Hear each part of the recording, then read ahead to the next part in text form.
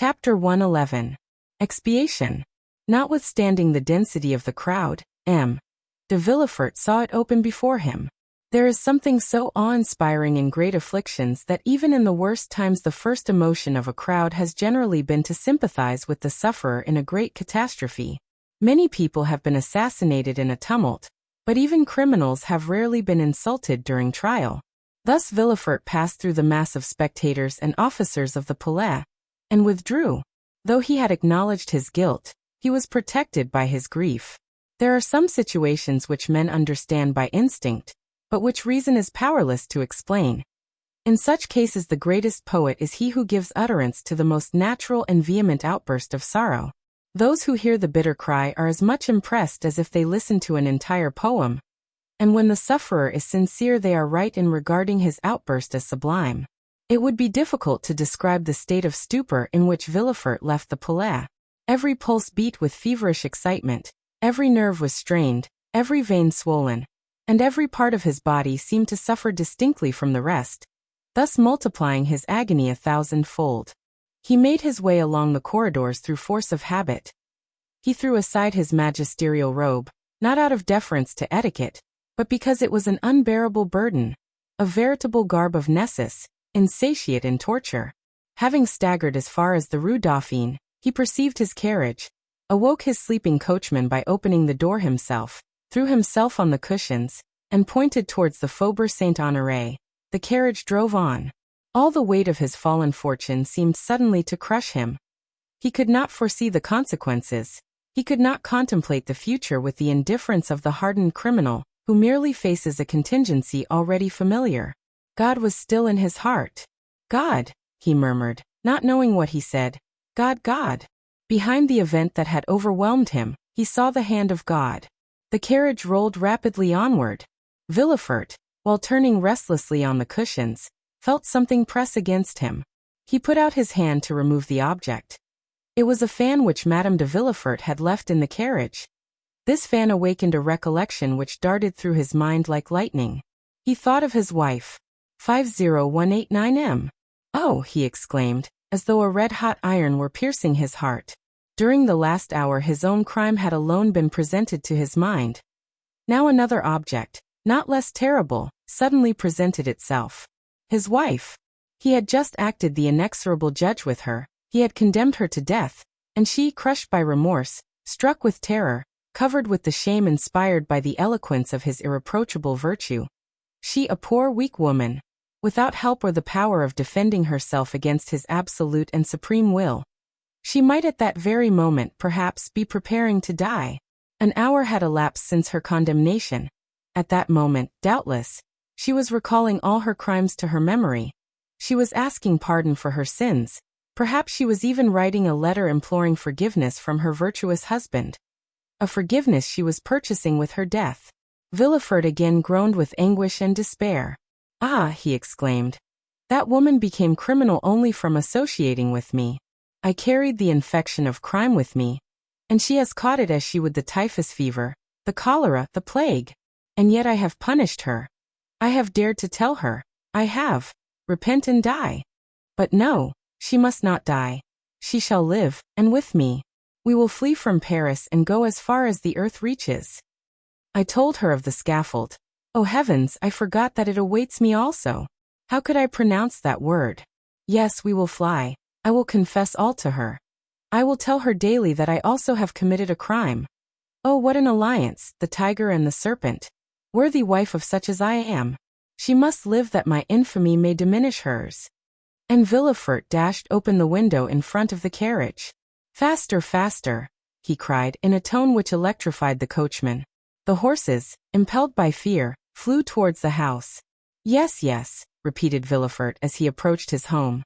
Yes, that woman must live. She must repent and educate my son, the sole survivor, with the exception of the indestructible old man, of the wreck of my house. She loves him. It was for his sake she has committed these crimes. We ought never to despair of softening the heart of a mother who loves her child. She will repent, and no one will know that she has been guilty. The events which have taken place in my house, though they now occupy the public mind, will be forgotten in time, or if, indeed, A few enemies should persist in remembering them. Why then I will add them to my list of crimes. What will it signify if 1, 2, or 3 more are added? My wife and child shall escape from this gulf, carrying treasures with them. She will live and may yet be happy, since her child, in whom all her love is centered, will be with her. I shall have performed a good action, and my heart will be lighter. And the procureur breathed more freely than he had done for some time. 50191M. The carriage stopped at the door of the house. Villefort leaped out of the carriage, and saw that his servants were surprised at his early return. He could read no other expression on their features. Neither of them spoke to him. They merely stood aside to let him pass by, as usual, nothing more. As he passed by M. Noirtier's room, he perceived 2 figures through the half-open door, but he experienced no curiosity to know who was visiting his father. Anxiety carried him on further. "Come," he said, as he ascended the stairs leading to his wife's room. "Nothing is changed here." He then closed the door of the landing. "No one must disturb us," he said. "I must speak freely to her, accuse myself and say." He approached the door, touched the crystal handle, which yielded to his hand. "Not locked," he cried. "That is well." And he entered the little room in which Edward slept, for though the child went to school during the day, his mother could not allow him to be separated from her at night. With a single glance Villefort's eye ran through the room. "Not here," he said. "Doubtless she is in her bedroom." He rushed towards the door, found it bolted, and stopped shuddering. "Heloise!" he cried. He fancied he heard the sound of a piece of furniture being removed. "Heloise!" he repeated. "Who is there?" answered the voice of her he sought. He thought that voice more feeble than usual. "Open the door!" cried Villefort. "Open, it is I." But notwithstanding this request, notwithstanding the tone of anguish in which it was uttered, the door remained closed. Villefort burst it open with a violent blow. At the entrance of the room which led to her boudoir, Madame de Villefort was standing erect, pale, her features contracted, and her eyes glaring horribly. "Heloise, Heloise," he said. "What is the matter? Speak." The young woman extended her stiff white hands towards him. "It is done, monsieur," she said with a rattling noise which seemed to tear her throat. "What more do you want?" And she fell full length on the floor. Villefort ran to her and seized her hand, which convulsively clasped a crystal bottle with a golden stopper. Madame de Villefort was dead.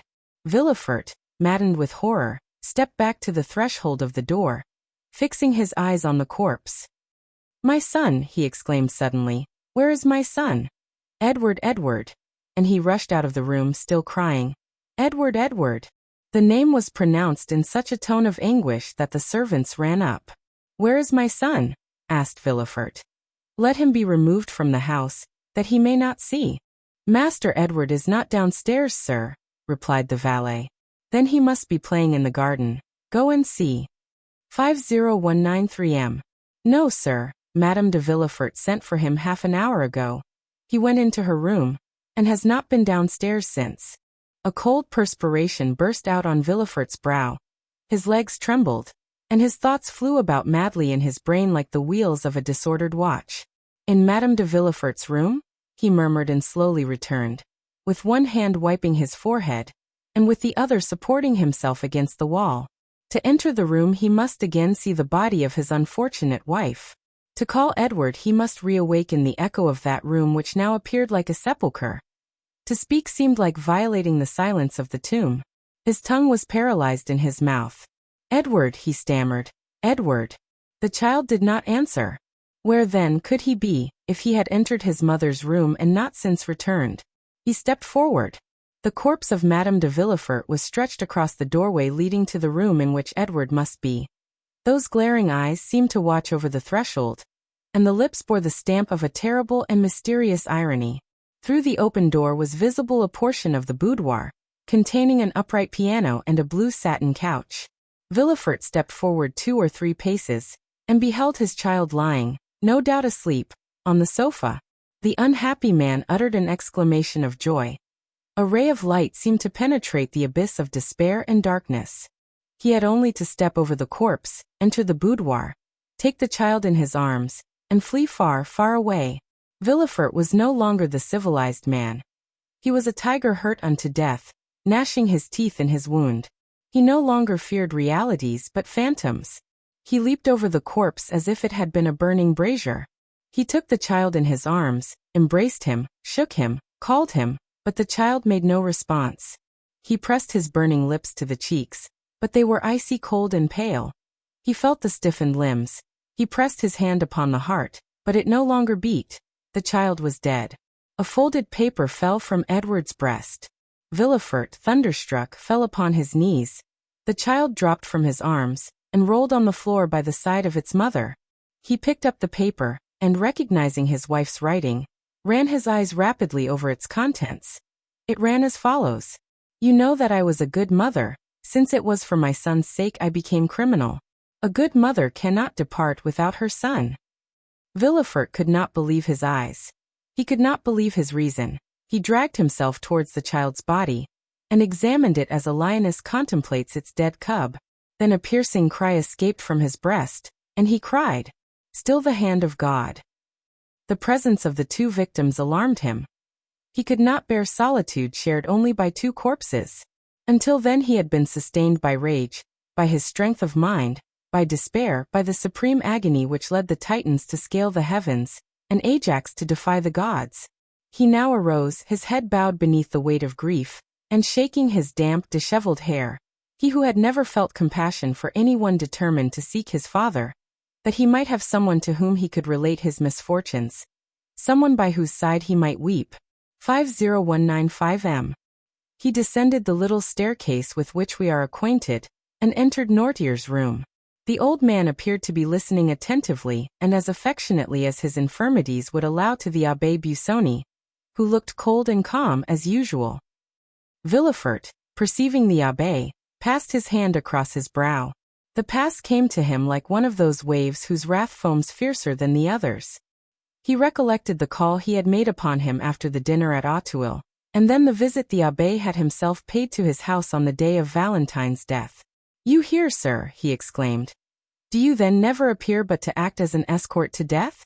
Busoni turned around, and perceiving the excitement depicted on the magistrate's face, the savage luster of his eyes, he understood that the revelation had been made at the assizes, but beyond this he was ignorant. "I came to pray over the body of your daughter." "And now why are you here?" "I come to tell you that you have sufficiently repaid your debt, and that from this moment I will pray to God to forgive you, as I do." "Good heavens!" exclaimed Villefort, stepping back fearfully. "Surely that is not the voice of the Abbé Busoni." "No." The abbé threw off his wig, shook his head, and his hair, no longer confined, fell in black masses around his manly face. "It is the face of the Count of Monte Cristo," exclaimed the procureur, with a haggard expression. "You are not exactly right, procureur. You must go farther back. That voice. Where did I first hear it?" "You heard it for the first time at Marseilles 23 years ago, the day of your marriage with Mademoiselle de Saint-Méran. Refer to your papers. You are not Busoni. You are not Monte Cristo? Oh heavens! You are then some secret, implacable, and mortal enemy. I must have wronged you in some way at Marseilles. Oh woe to me! Yes, you are now on the right path," said the Count, crossing his arms over his broad chest. Search. "But what have I done to you?"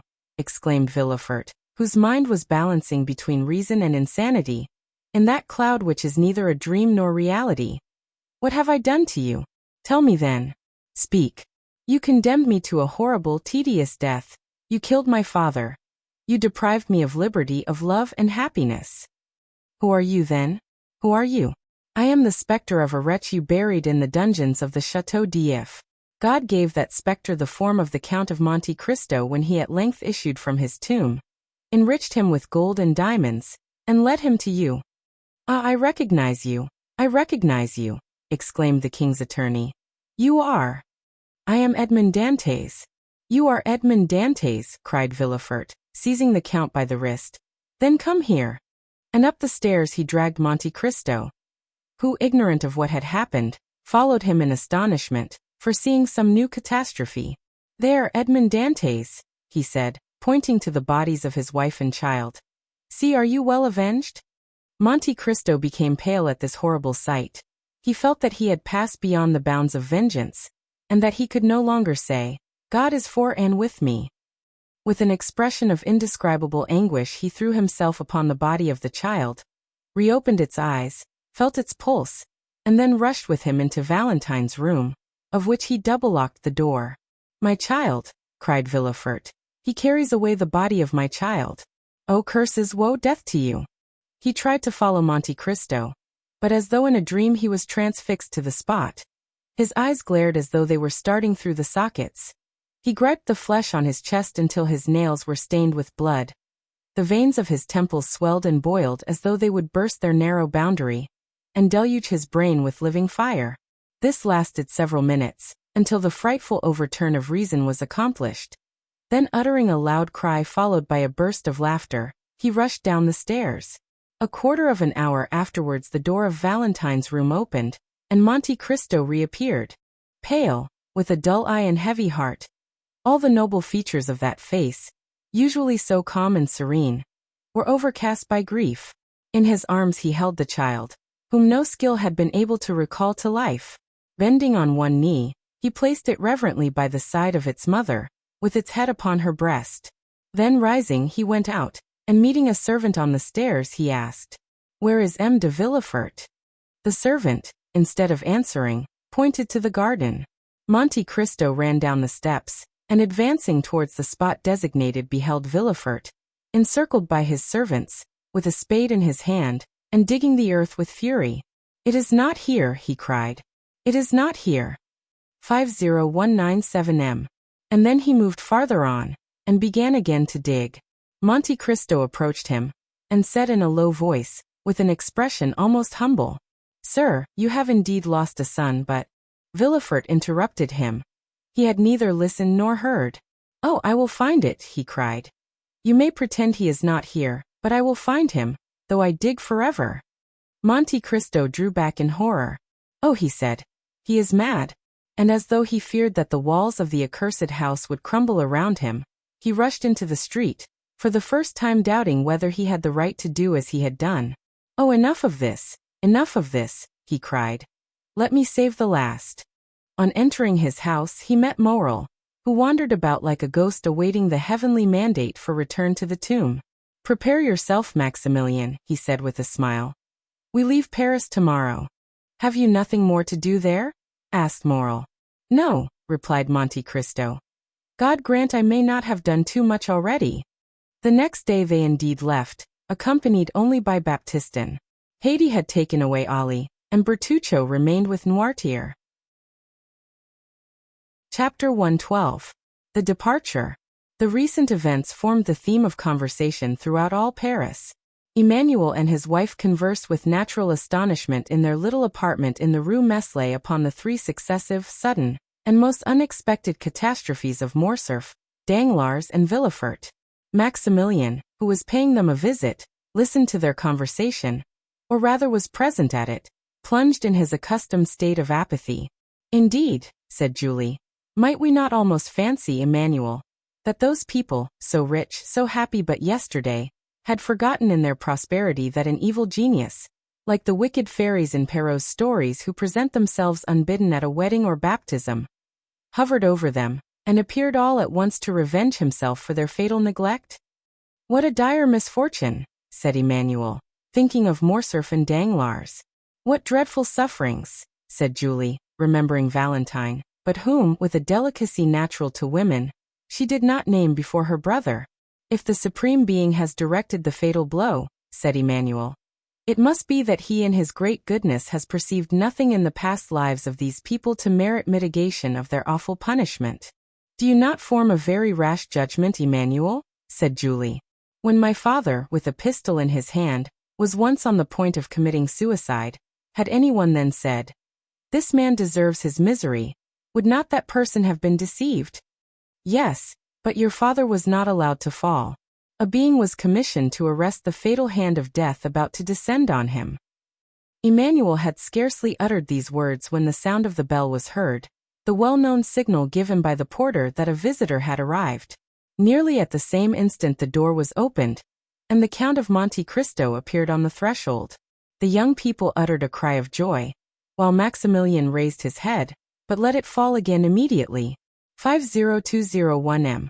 Maximilian, said the Count, without appearing to notice the different impressions which his presence produced on the little circle. I come to seek you. To seek me, repeated Morrel, as if awakening from a dream.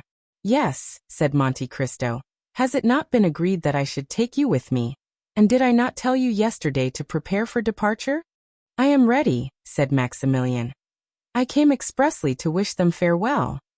Whither are you going, Count? Asked Julie. In the first instance to Marseilles, madam. To Marseilles? Exclaimed the young couple. Yes, and I take your brother with me. Oh, Count, said Julie. Will you restore him to us cured of his melancholy? Morrel turned away to conceal the confusion of his countenance. You perceive, then, that he is not happy? Said the Count. Yes, replied the young woman, and fear much that he finds our home but a dull one. I will undertake to divert him, replied the Count. I am ready to accompany you, sir, said Maximilian. Adieu, my kind friends. Emmanuel, Julie, farewell. How farewell? Exclaimed Julie. Do you leave us thus, so suddenly, without any preparations for your journey, without even a passport? Needless delays but increase the grief of parting, said Monte Cristo. And Maximilian has doubtless provided himself with everything requisite. At least, I advised him to do so. I have a passport, and my clothes are ready packed, said Morrel in his tranquil but mournful manner. Good, said Monte Cristo, smiling. In these prompt arrangements we recognize the order of a well-disciplined soldier. And you leave us, said Julie. At a moment's warning? You do not give us a day, no, not even an hour before your departure? My carriage is at the door, madam, and I must be in Rome in 5 days. But does Maximilian go to Rome? Exclaimed Emmanuel. I am going wherever it may please the Count to take me, said Morrel, with a smile full of grief. I am under his orders for the next month. Oh heavens, how strangely he expresses himself, Count, said Julie. Maximilian goes with me, said the Count, in his kindest and most persuasive manner. Therefore do not make yourself uneasy on your brother's account. Once more farewell, my dear sister. Emmanuel, adieu. Morrel repeated. His carelessness and indifference touch me to the heart, said Julie. Oh, Maximilian, Maximilian, you are certainly concealing something from us. Pshaw, said Monte Cristo. You will see him return to you gay, smiling, and joyful. Maximilian cast a look of disdain, almost of anger, on the Count. We must leave you, said Monte Cristo. 50203M. Before you quit us, Count, said Julie, will you permit us to express to you all that the other day? Madam, interrupted the Count, taking her 2 hands in his, all that you could say in words would never express what I read in your eyes. The thoughts of your heart are fully understood by mine. Like benefactors in romances, I should have left you without seeing you again, but that would have been a virtue beyond my strength, because I am a weak and vain man, fond of the tender, kind, and thankful glances of my fellow creatures. On the eve of departure I carry my egotism so far as to say, do not forget me, my kind friends, for probably you will never see me again. Never see you again? Exclaimed Emmanuel, while 2 large tears rolled down Julie's cheeks. Never behold you again? It is not a man, then, but some angel that leaves us, and this angel is on the point of returning to heaven after having appeared on earth to do good. Say not so, quickly returned Monte Cristo. Say not so, my friends. Angels never err, celestial beings remain where they wish to be. Fate is not more powerful than they. It is they who, on the contrary, overcome fate. No, Emmanuel. I am but a man, and your admiration is as unmerited as your words are sacrilegious. And pressing his lips on the hand of Julie, who rushed into his arms, he extended his other hand to Emmanuel. Then tearing himself from this abode of peace and happiness, he made a sign to Maximilian, who followed him passively, with the indifference which had been perceptible in him ever since the death of Valentine had so stunned him. Restore my brother to peace and happiness, whispered Julie to Monte Cristo. And the Count pressed her hand in reply, as he had done 11 years before on the staircase leading to Morrel's study. You still confide then in Sinbad the sailor? Asked he, smiling. Oh yes, was the ready answer. Well then, sleep in peace and put your trust in the Lord. As we have before said, the post-chaise was waiting, for powerful horses were already pawing the ground with impatience, while Ollie, apparently just arrived from a long walk, was standing at the foot of the steps, his face bathed in perspiration. "Well," asked the Count in Arabic, "have you been to see the old man?" Ollie made a sign in the affirmative. "And have you placed the letter before him, as I ordered you to do?" The slave respectfully signalized that he had. "And what did he say, or rather do?"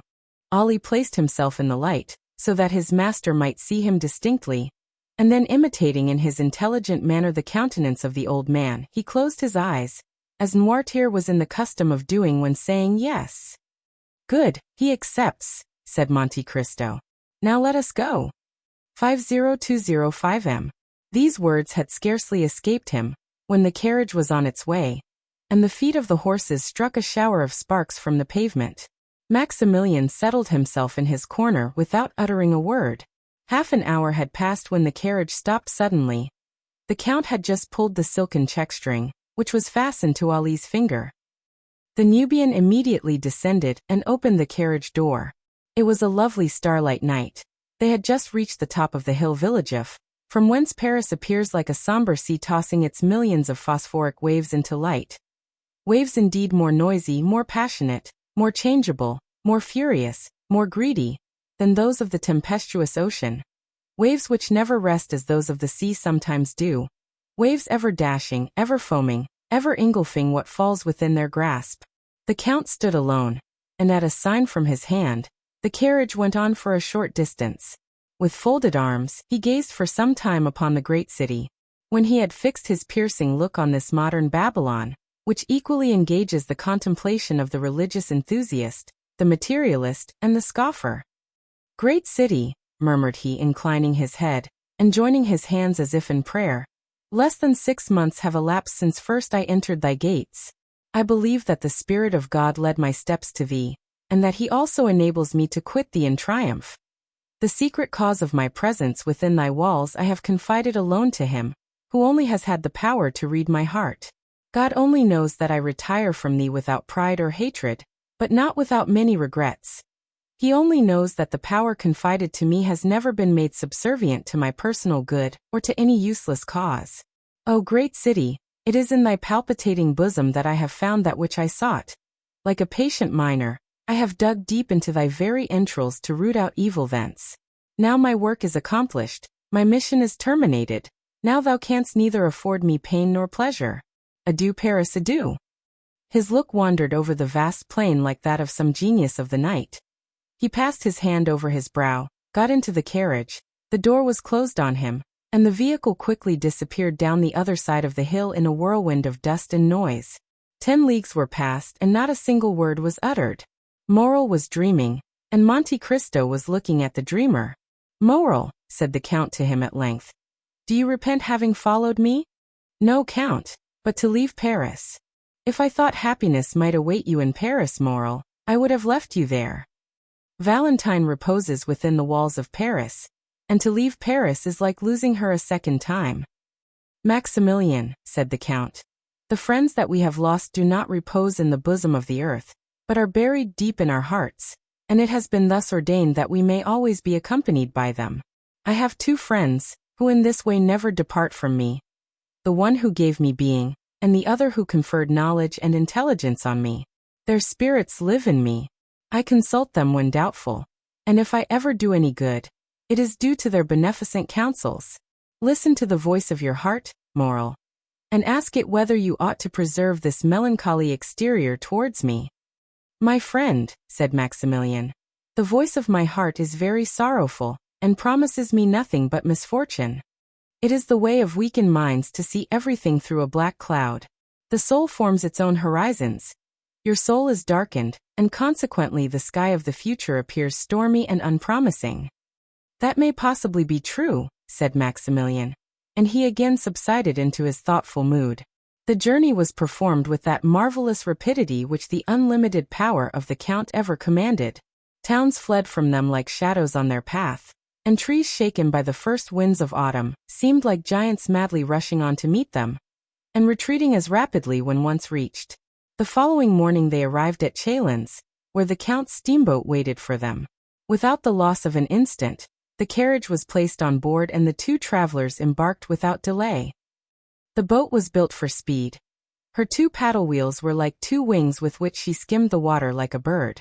Moral was not insensible to that sensation of delight which is generally experienced in passing rapidly through the air. And the wind which occasionally raised the hair from his forehead seemed on the point of dispelling momentarily the clouds collected there. As the distance increased between the travelers and Paris, almost superhuman serenity appeared to surround the Count. He might have been taken for an exile about to revisit his native land. Ere long Marseilles presented herself to view. Marseilles, white, fervid, full of life and energy. Marseilles, the younger sister of Tyre and Carthage, the successor to them in the empire of the Mediterranean. Marseilles old, yet always young. Powerful memories were stirred within them by the sight of the Round Tower, Fort St. Nicholas, the city hall designed by Puget, 28, the port with its brick quays, where they had both played in childhood, and it was with one accord that they stopped on the Cannebière. A vessel was setting sail for Algiers, on board of which the bustle usually attending departure prevailed. The passengers and their relations crowded on the deck, friends taking a tender but sorrowful leave of each other, some weeping, others noisy in their grief, the whole forming a spectacle that might be exciting even to those who witnessed similar sights daily, but which had no power to disturb the current of thought that had taken possession of the mind of Maximilian from the moment he had set foot on the broad pavement of the quay.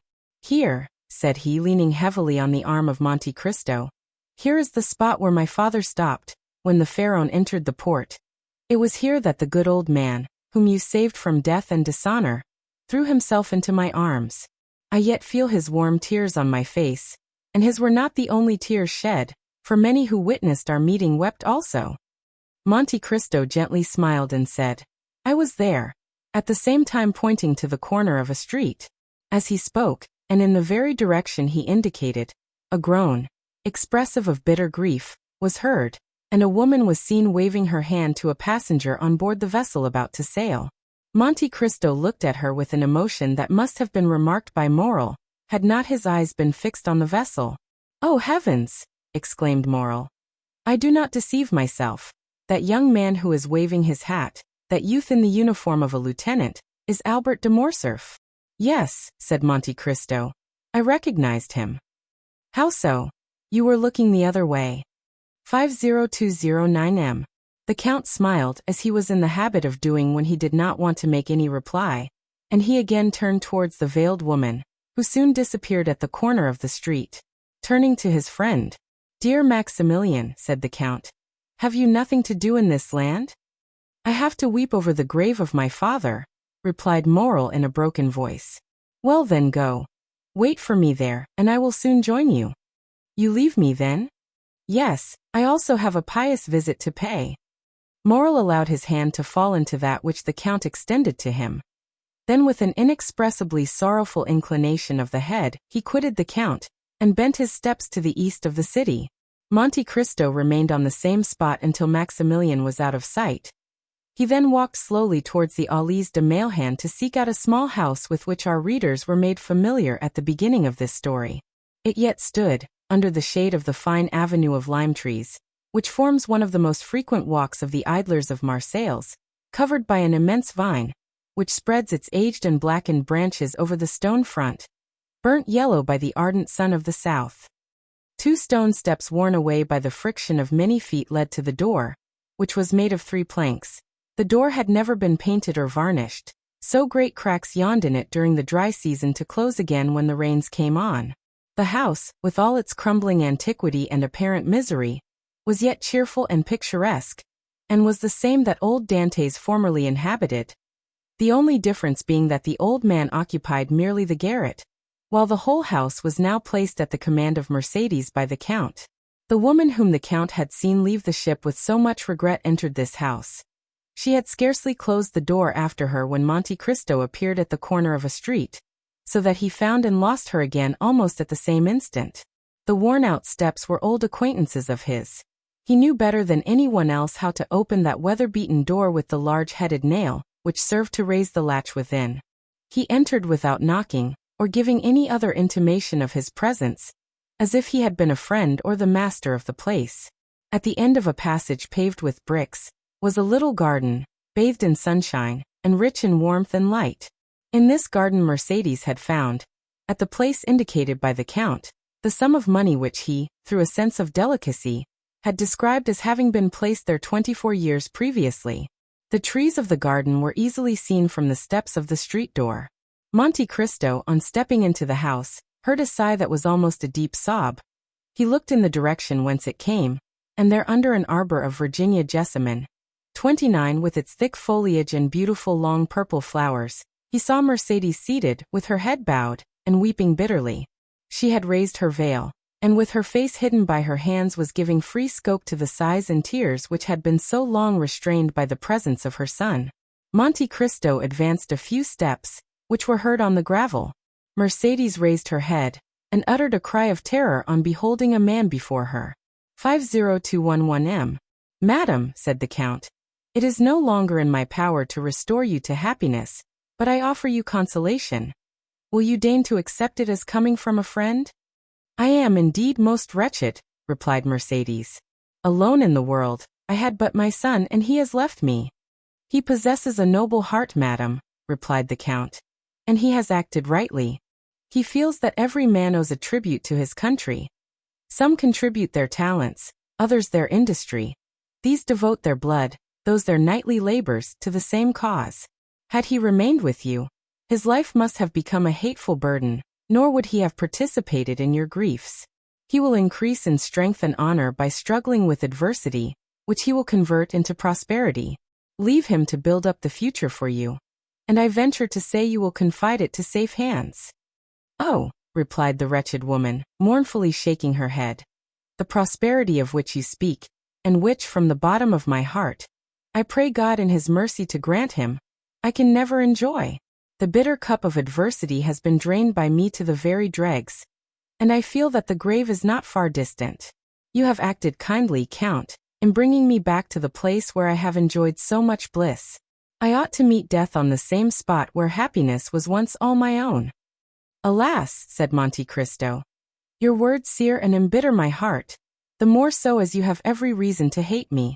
I have been the cause of all your misfortunes, but why do you pity, instead of blaming me? You render me still more unhappy. Hate you, blame you, Edmond. Hate, reproach, the man that has spared my son's life. For was it not your fatal and sanguinary intention to destroy that son of whom M. de Morcerf was so proud? Oh, look at me closely and discover, if you can, even the semblance of a reproach in me. The Count looked up and fixed his eyes on Mercedes, who arose partly from her seat and extended both her hands towards him. Oh, look at me, continued she, with a feeling of profound melancholy. My eyes no longer dazzle by their brilliancy, for the time has long fled since I used to smile on Edmond Dantès, who anxiously looked out for me from the window of yonder garret, then inhabited by his old father. Years of grief have created an abyss between those days and the present. I neither reproach you nor hate you, my friend. Oh no, Edmond, it is myself that I blame, myself that I hate. Oh, miserable creature that I am, cried she, clasping her hands, and raising her eyes to heaven. I once possessed piety, innocence, and love, the three ingredients of the happiness of angels, and now what am I? Monte Cristo approached her, and silently took her hand.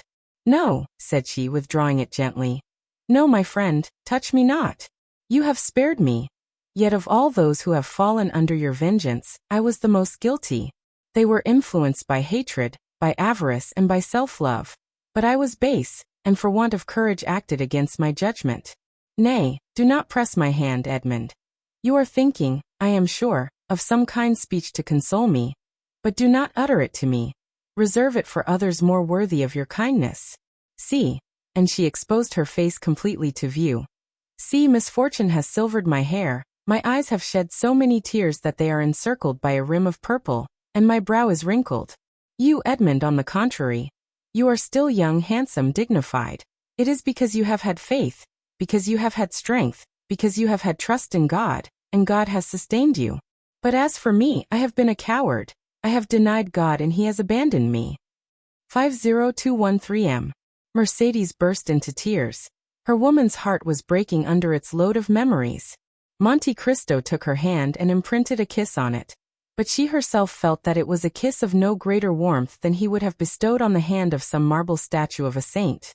It often happens, continued she, that a first fault destroys the prospects of a whole life. I believed you dead. Why did I survive you? What good has it done me to mourn for you eternally in the secret recesses of my heart? Only to make a woman of 39 look like a woman of 50. Why, having recognized you, and I the only one to do so, why was I able to save my son alone? Ought I not also to have rescued the man that I had accepted for a husband? Guilty though he were? Yet I let him die. What do I say? O merciful heavens! Was I not accessory to his death by my supine insensibility, by my contempt for him, not remembering, or not willing to remember, that it was for my sake he had become a traitor and a perjurer? In what am I benefited by accompanying my son so far, since I now abandon him, and allow him to depart alone to the baneful climate of Africa? Oh, I have been base, cowardly, I tell you. I have abjured my affections, and like all renegades I am of evil omen to those who surround me. No, Mercedes, said Monte Cristo. No, you judge yourself with too much severity. You are a noble-minded woman, and it was your grief that disarmed me. Still I was but an agent, led on by an invisible and offended deity, who chose not to withhold the fatal blow that I was destined to hurl. I take that God to witness, at whose feet I have prostrated myself daily for the last 10 years, that I would have sacrificed my life to you, and with my life the projects that were indissolubly linked with it. But, and I say it with some pride, Mercedes, God needed me and I lived. Examine the past and the present, and endeavor to dive into futurity, and then say whether I am not a divine instrument. The most dreadful misfortunes, the most frightful sufferings, the abandonment of all those who loved me, the persecution of those who did not know me, formed the trials of my youth. When suddenly, from captivity, solitude, misery, I was restored to light and liberty, and became the possessor of a fortune so brilliant, so unbounded, so unheard of, that I must have been blind not to be conscious that God had endowed me with it to work out his own great designs. From that time I looked upon this fortune as something confided to me for a particular purpose. Not a thought was given to a life which you once, Mercedes, had the power to render blissful. Not 1 hour of peaceful calm was mine, but I felt myself driven on like an exterminating angel. Like adventurous captains about to embark on some enterprise full of danger. I laid in my provisions, I loaded my weapons, I collected every means of attack and defense. I inured my body to the most violent exercises, my soul to the bitterest trials. I taught my arm to slay, my eyes to behold excruciating sufferings, and my mouth to smile at the most horrid spectacles. Good-natured, confiding, and forgiving as I had been, I became revengeful, cunning, and wicked, or rather immovable as fate. Then I launched out into the path that was open to me. I overcame every obstacle, and reached the goal, but woe to those who stood in my pathway. 50215M. Enough, said Mercedes. Enough, Edmond. Believe me, that she who alone recognized you has been the only one to comprehend you. And had she crossed your path, and you had crushed her like glass, still, Edmond, still she must have admired you. Like the gulf between me and the past, there is an abyss between you, Edmond, and the rest of mankind.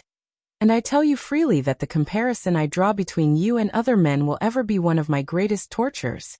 No, there is nothing in the world to resemble you in worth and goodness. But we must say farewell, Edmond, and let us part. Before I leave you, Mercedes, have you no request to make? Said the Count. I desire but one thing in this world, Edmond, the happiness of my son. Pray to the Almighty to spare his life, and I will take upon myself to promote his happiness. Thank you, Edmond. But have you no request to make for yourself, Mercedes? For myself I want nothing. I live, as it were, between two graves. One is that of Edmond Dantès, lost to me long, long since. He had my love. That word ill becomes my faded lip now, but it is a memory dear to my heart, and one that I would not lose for all that the world contains. The other grave is that of the man who met his death from the hand of Edmond Dantès. I approve of the deed, but I must pray for the dead. Your son shall be happy, Mercedes, repeated the Count. Then I shall enjoy as much happiness as this world can possibly confer. But what are your intentions? Mercedes smiled sadly. To say that I shall live here, like the Mercedes of other times, gaining my bread by labor, would not be true, nor would you believe me. I have no longer the strength to do anything but to spend my days in prayer. However, I shall have no occasion to work, for the little sum of money buried by you, and which I found in the place you mentioned, will be sufficient to maintain me. Rumor will probably be busy respecting me, my occupations, my manner of living. That will signify but little, that concerns God, you, and myself. Mercedes, said the Count, I do not say it to blame you, but you made an unnecessary sacrifice in relinquishing the whole of the fortune amassed by M. de Morcerf. Half of it at least by right belonged to you, in virtue of your vigilance and economy. I perceive what you are intending to propose to me, but I cannot accept it, Edmond. My son would not permit it. Nothing shall be done without the full approbation of Albert de Morcerf. I will make myself acquainted with his intentions, and will submit to them. But if he be willing to accept my offers, will you oppose them? You well know, Edmond, that I am no longer a reasoning creature. I have no will, unless it be the will never to decide. I have been so overwhelmed by the many storms that have broken over my head, that I am become passive in the hands of the Almighty, like a sparrow in the talons of an eagle. I live, because it is not ordained for me to die. If succor be sent to me, I will accept it. Ah, madam, said Monte Cristo, you should not talk thus. It is not so we should evince our resignation to the will of heaven. On the contrary, we are all free agents. Alas, exclaimed Mercedes, if it were so, if I possess free will, but without the power to render that will efficacious, it would drive me to despair. Monte Cristo dropped his head and shrank from the vehemence of her grief. Will you not even say you will see me again? He asked. On the contrary, we shall meet again, said Mercedes, pointing to heaven with solemnity. I tell you so to prove to you that I still hope. And after pressing her own trembling hand upon that of the Count, Mercedes rushed up the stairs and disappeared. Monte Cristo slowly left the house and turned towards the quay. But Mercedes did not witness his departure, although she was seated at the little window of the room which had been occupied by old Dantès. Her eyes were straining to see the ship which was carrying her son over the vast sea, but still her voice involuntarily murmured softly, Edmond, Edmond, Edmond. Chapter 113. The Past. The Count departed with a sad heart from the house in which he had left Mercedes, probably never to behold her again. Since the death of little Edward, a great change had taken place in Monte Cristo. Having reached the summit of his vengeance by a long and tortuous path, he saw an abyss of doubt yawning before him. More than this, the conversation which had just taken place between Mercedes and himself had awakened so many recollections in his heart that he felt it necessary to combat with them. A man of the Count's temperament could not long indulge in that melancholy which can exist in common minds, but which destroys superior ones. He thought he must have made an error in his calculations if he now found cause to blame himself. I cannot have deceived myself, he said. I must look upon the past in a false light. What, he continued, can I have been following a false path? Can the end which I proposed be a mistaken end? Can 1 hour have sufficed to prove to an architect that the work upon which he founded all his hopes was an impossible, if not a sacrilegious, undertaking? I cannot reconcile myself to this idea. It would madden me. The reason why I am now dissatisfied is that I have not a clear appreciation of the past.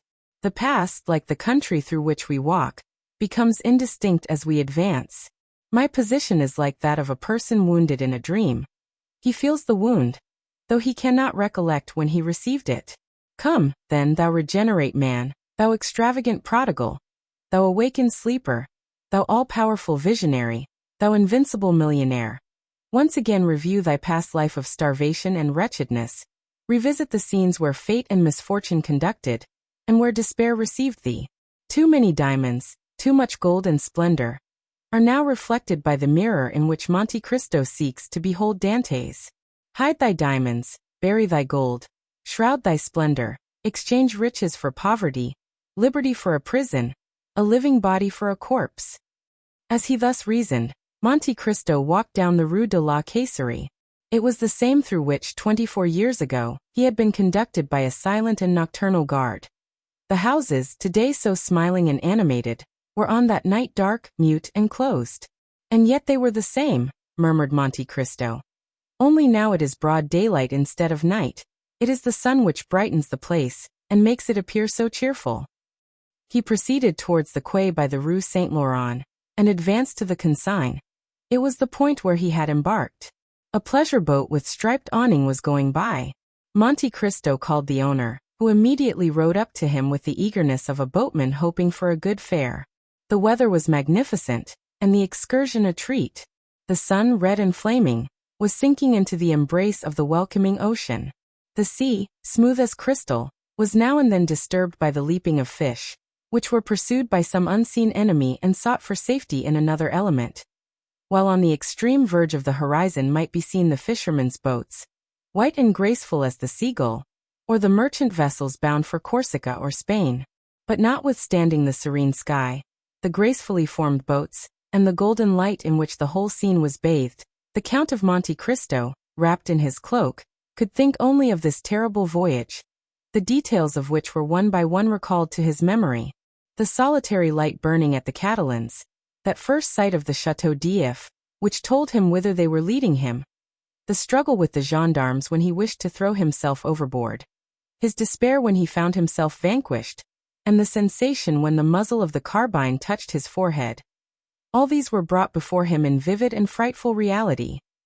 Like the streams which the heat of the summer has dried up, and which after the autumnal storms gradually begin oozing drop by drop, so did the Count feel his heart gradually fill with the bitterness which formerly nearly overwhelmed Edmond Dantès. Clear sky, swift-flitting boats, and brilliant sunshine disappeared. The heavens were hung with black, and the gigantic structure of the Château d'If seemed like the phantom of a mortal enemy. As they reached the shore, the Count instinctively shrunk to the extreme end of the boat, and the owner was obliged to call out, in his sweetest tone of voice, "Sir, we are at the landing." Monte Cristo remembered that on that very spot, on the same rock, he had been violently dragged by the guards, who forced him to ascend the slope at the points of their bayonets. The journey had seemed very long to Dantès, but Monte Cristo found it equally short. Each stroke of the oar seemed to awaken a new throng of ideas, which sprang up with the flying spray of the sea. 50219 m. There had been no prisoners confined in the Château d'If since the Revolution of July. It was only inhabited by a guard, kept there for the prevention of smuggling. A concierge waited at the door to exhibit to visitors this monument of curiosity, once a scene of terror. The Count inquired whether any of the ancient jailers were still there, but they had all been pensioned, or had passed on to some other employment. The concierge who attended him had only been there since 1830. He visited his own dungeon. He again beheld the dull light vainly endeavoring to penetrate the narrow opening. His eyes rested upon the spot where had stood his bed, since then removed, and behind the bed the new stones indicated where the breach made by the Abbé Faria had been. Monte Cristo felt his limbs tremble. He seated himself upon a log of wood. "Are there any stories connected with this prison besides the one relating to the poisoning of Mirabeau?" asked the Count. "Are there any traditions respecting these dismal abodes, in which it is difficult to believe men can ever have imprisoned their fellow creatures?" "Yes, sir. Indeed, the jailer Antoine told me one connected with this very dungeon." Monte Cristo shuddered. Antoine had been his jailer. He had almost forgotten his name and face, but at the mention of the name he recalled his person as he used to see it. The face encircled by a beard, wearing the brown jacket, the bunch of keys, the jingling of which he still seemed to hear. The Count turned around, and fancied he saw him in the corridor, rendered still darker by the torch carried by the concierge. "Would you like to hear the story, sir?" "Yes, relate it," said Monte Cristo, pressing his hand to his heart to still its violent beatings. He felt afraid of hearing his own history. "This dungeon," said the concierge, "was, it appears, some time ago occupied by a very dangerous prisoner, the more so since he was full of industry. Another person was confined in the chateau at the same time, but he was not wicked, he was only a poor mad priest."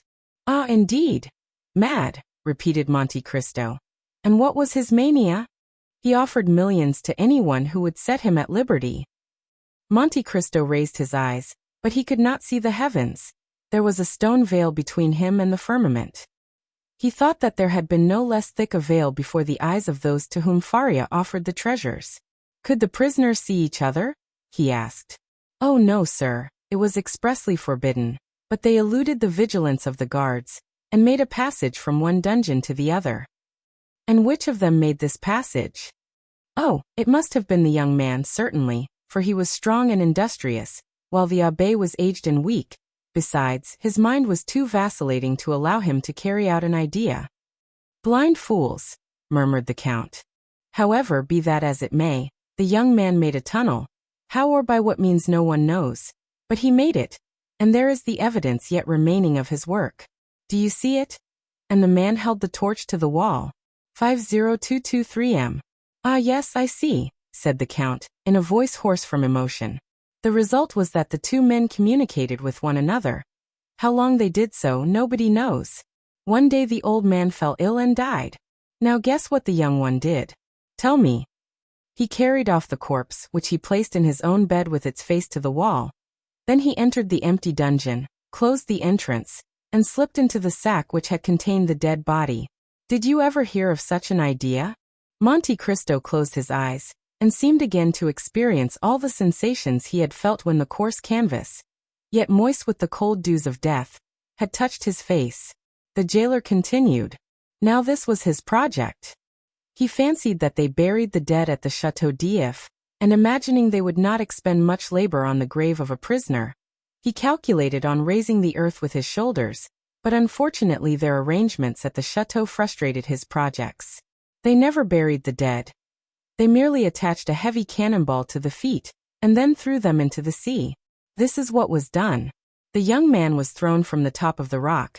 The corpse was found on the bed next day, and the whole truth was guessed, for the men who performed the office then mentioned what they had not dared to speak of before, that at the moment the corpse was thrown into the deep, they heard a shriek, which was almost immediately stifled by the water in which it disappeared. The Count breathed with difficulty. The cold drops ran down his forehead, and his heart was full of anguish. No, he muttered. The doubt I felt was but the commencement of forgetfulness. But here the wound reopens, and the heart again thirsts for vengeance. And the prisoner, he continued aloud, was he ever heard of afterwards? Oh no, of course not. You can understand that one of two things must have happened. He must either have fallen flat, in which case the blow, from a height of 90 feet, must have killed him instantly, or he must have fallen upright, and then the weight would have dragged him to the bottom, where he remained, poor fellow. Then you pity him, said the Count. Ma foi, yes, though he was in his own element. What do you mean? The report was that he had been a naval officer, who had been confined for plotting with the Bonapartists. Great is truth, muttered the Count. Fire cannot burn, nor water drown it. Thus the poor sailor lives in the recollection of those who narrate his history. His terrible story is recited in the chimney corner, and a shudder is felt at the description of his transit through the air to be swallowed by the deep. Then the Count added aloud, was his name ever known? Oh yes, but only as number 34. Oh Villefort, Villefort, murmured the Count. This scene must often have haunted thy sleepless hours. Do you wish to see anything more, sir? Said the concierge. Yes, especially if you will show me the poor abbé's room. Ah, number 27. Yes, number 27, repeated the Count, who seemed to hear the voice of the abbé answering him in those very words through the wall, when asked his name. Come, sir. Wait, said Monte Cristo. I wish to take one final glance around this room. This is fortunate, said the guide. I have forgotten the other key. Go and fetch it. I will leave you the torch, sir. No, take it away. I can see in the dark. Why, you are like number 34. They said he was so accustomed to darkness that he could see a pin in the darkest corner of his dungeon. He spent 14 years to arrive at that, muttered the Count. The guide carried away the torch. The Count had spoken correctly. Scarcely had a few seconds elapsed, ere he saw everything as distinctly as by daylight. Then he looked around him, and really recognized his dungeon. Yes, he said, there is the stone upon which I used to sit. There is the impression made by my shoulders on the wall. There is the mark of my blood made when one day I dashed my head against the wall. Oh, those figures. How well I remember them. I made them one day to calculate the age of my father, that I might know whether I should find him still living, and that of Mercedes, to know if I should find her still free. After finishing that calculation, I had a minute's hope. I did not reckon upon hunger and infidelity. And a bitter laugh escaped the Count. He saw in fancy the burial of his father, and the marriage of Mercedes. On the other side of the dungeon he perceived an inscription, the white letters of which were still visible on the green wall. "Oh God," he read, "preserve my memory." "Oh yes," he cried. "That was my only prayer at last. I no longer begged for liberty but memory. I dreaded to become mad and forgetful. O God, thou hast preserved my memory. I thank thee, I thank thee." At this moment the light of the torch was reflected on the wall. The guide was coming. Monte Cristo went to meet him. "Follow me, sir." And without ascending the stairs the guide conducted him by a subterraneous passage to another entrance. There, again, Monte Cristo was assailed by a multitude of thoughts. The first thing that met his eye was the meridian, drawn by the abbé on the wall, by which he calculated the time. Then he saw the remains of the bed on which the poor prisoner had died. The sight of this, instead of exciting the anguish experienced by the Count in the dungeon, filled his heart with a soft and grateful sentiment, and tears fell from his eyes. "This is where the mad abbé was kept, sir, and that is where the young man entered." And the guide pointed to the opening, which had remained unclosed. "From the appearance of the stone," he continued, "a learned gentleman discovered that the prisoners might have communicated together for 10 years. Poor things! Those must have been 10 weary years." Dantès took some louis from his pocket, and gave them to the man who had twice unconsciously pitied him. The guide took them, thinking them merely a few pieces of little value, but the light of the torch revealed their true worth. "Sir," he said, "you have made a mistake, you have given me gold." "I know it." The concierge looked upon the Count with surprise. "Sir," he cried, scarcely able to believe his good fortune. "Sir, I cannot understand your generosity." "Oh, it is very simple, my good fellow. I have been a sailor, and your story touched me more than it would others. Then, sir, since you are so liberal, I ought to offer you something." 50227M. "What have you to offer to me, my friend? Shells? Strawwork? Thank you." "No, sir, neither of those. Something connected with this story." "Really? What is it?" "Listen," said the guide. "I said to myself, something is always left in a cell inhabited by one prisoner for 15 years. So I began to sound the wall." "Ah!" cried Monte Cristo, remembering the abbé's 2 hiding places.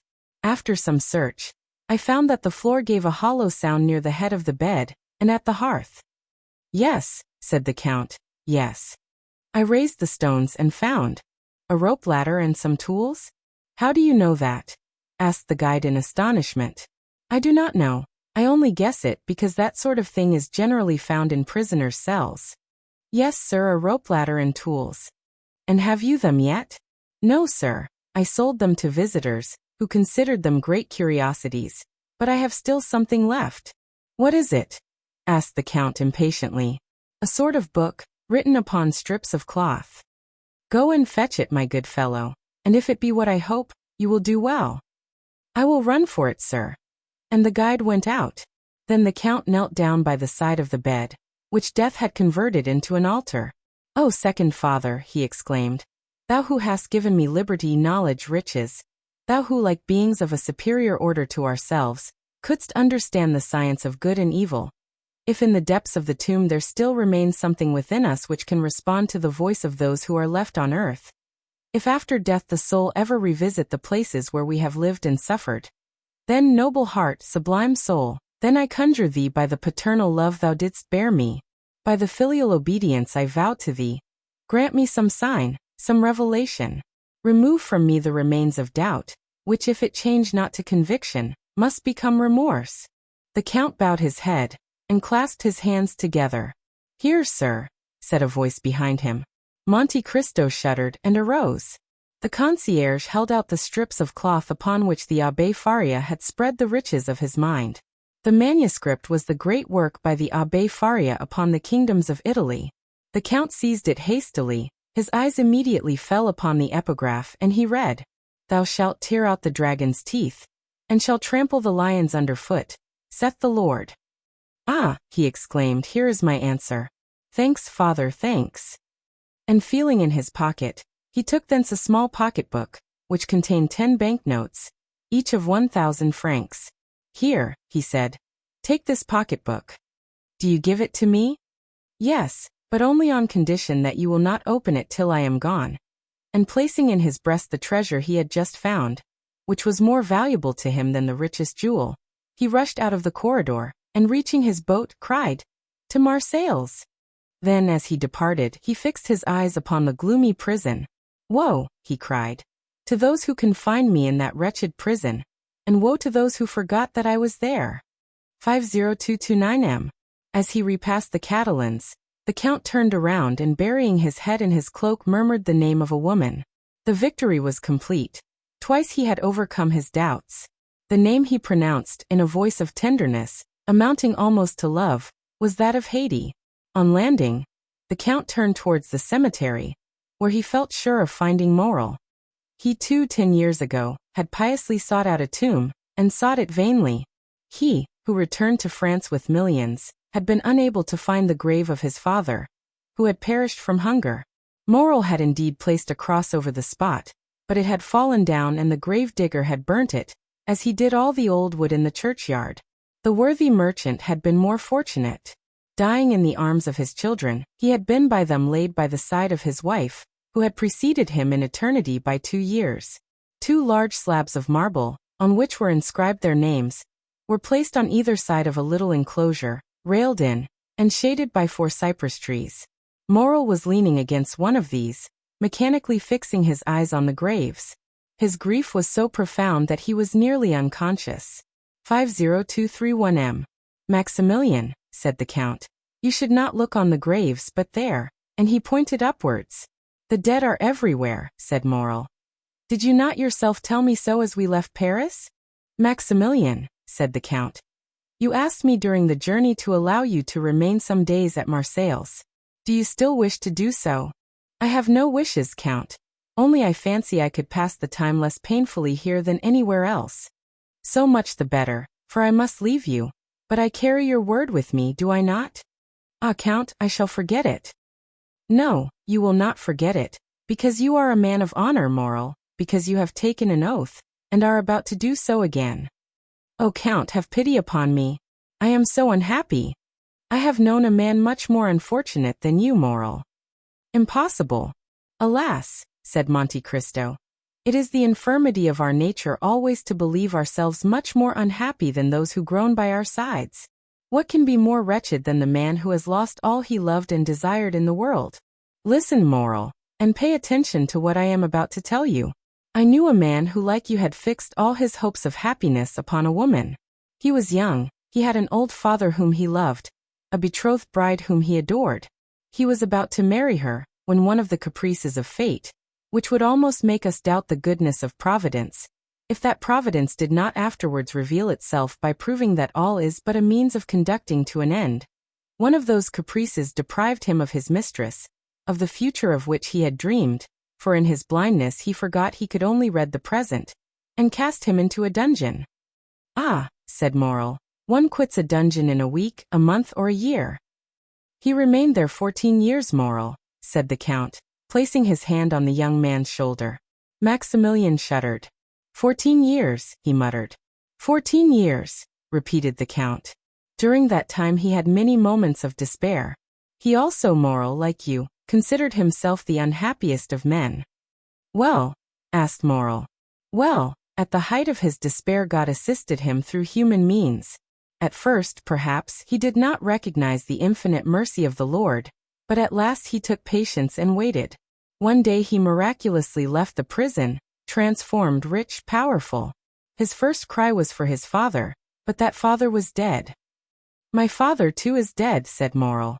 Yes, but your father died in your arms, happy, respected, rich, and full of years.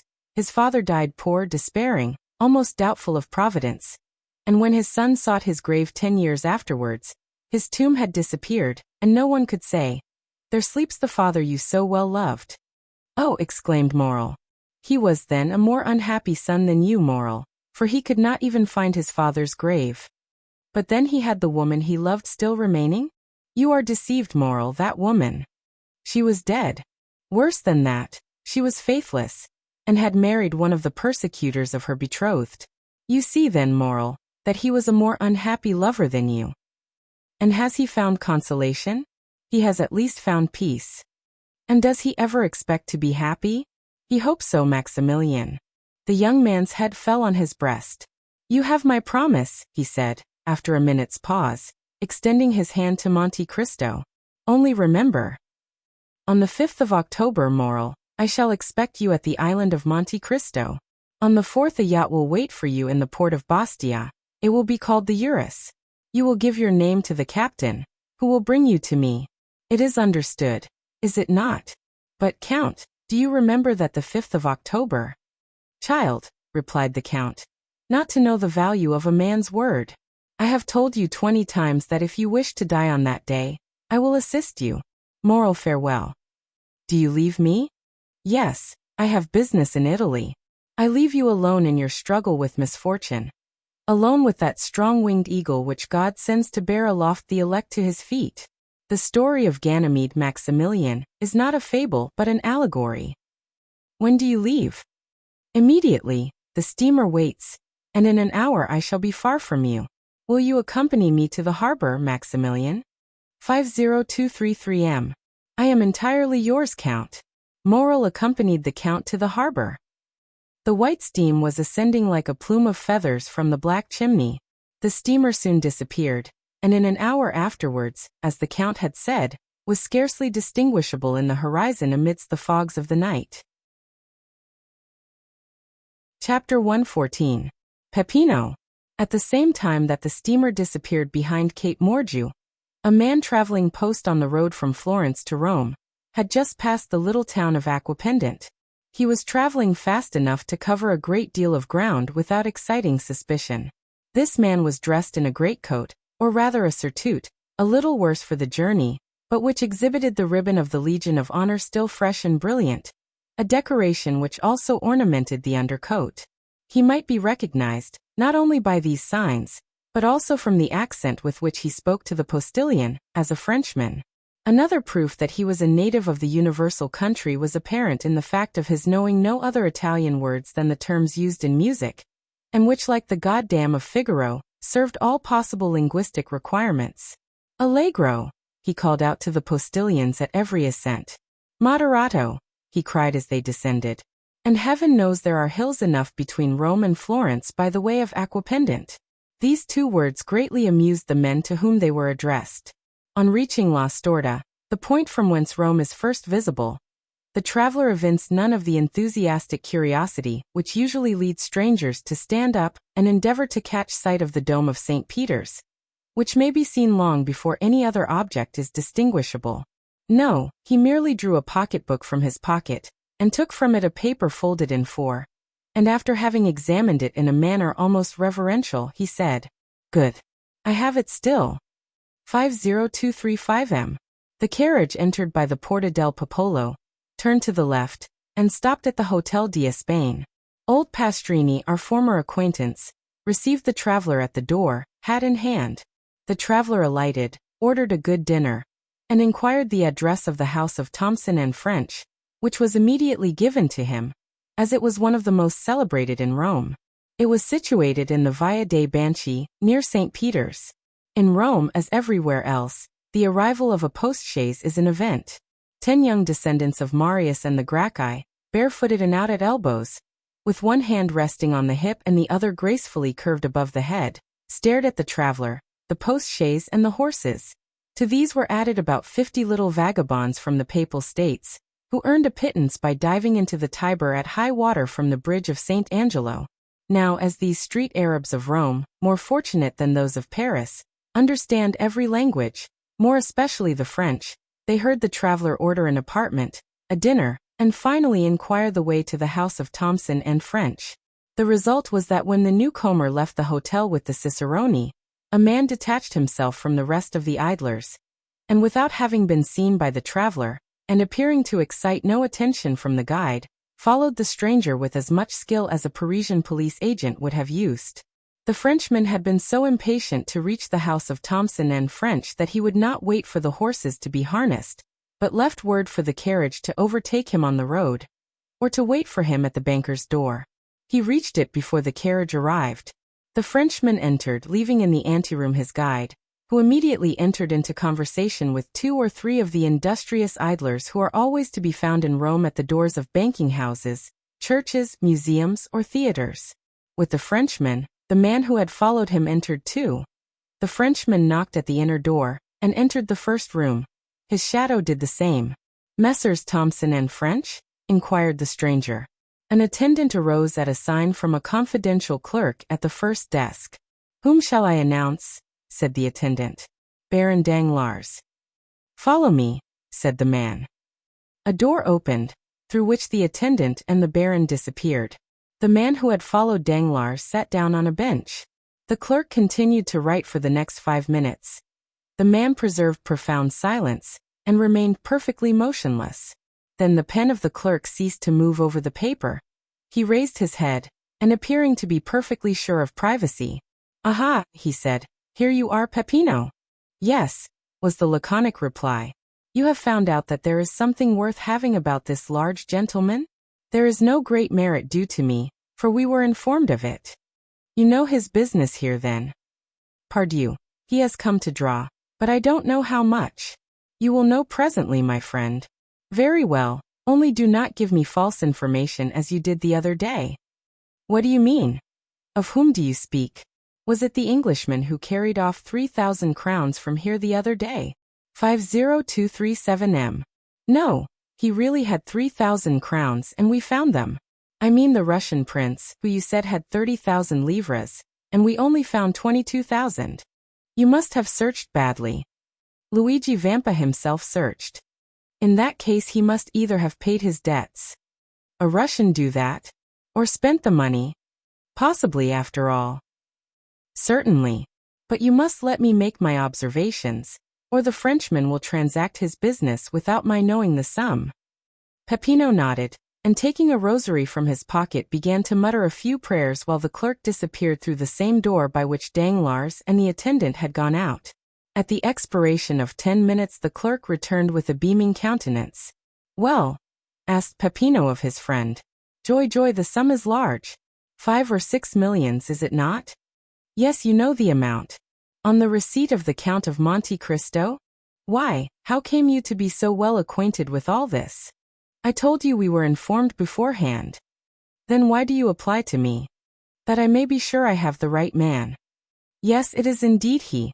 5 millions, a pretty sum, eh, Peppino?" "Hush, here is our man." The clerk seized his pen, and Peppino his beads. One was writing and the other praying when the door opened. Danglars looked radiant with joy. The banker accompanied him to the door. Peppino followed Danglars. According to the arrangements, the carriage was waiting at the door. The guide held the door open. Guides are useful people, who will turn their hands to anything. Danglars leaped into the carriage like a young man of 20. The cicerone reclosed the door, and sprang up by the side of the coachman. Peppino mounted the seat behind. "Will your Excellency visit St. Peter's?" asked the cicerone. "I did not come to Rome to see," said Danglars aloud. Then he added softly, with an avaricious smile, "I came to touch," and he rapped his pocketbook, in which he had just placed a letter. "Then your Excellency is going to the hotel."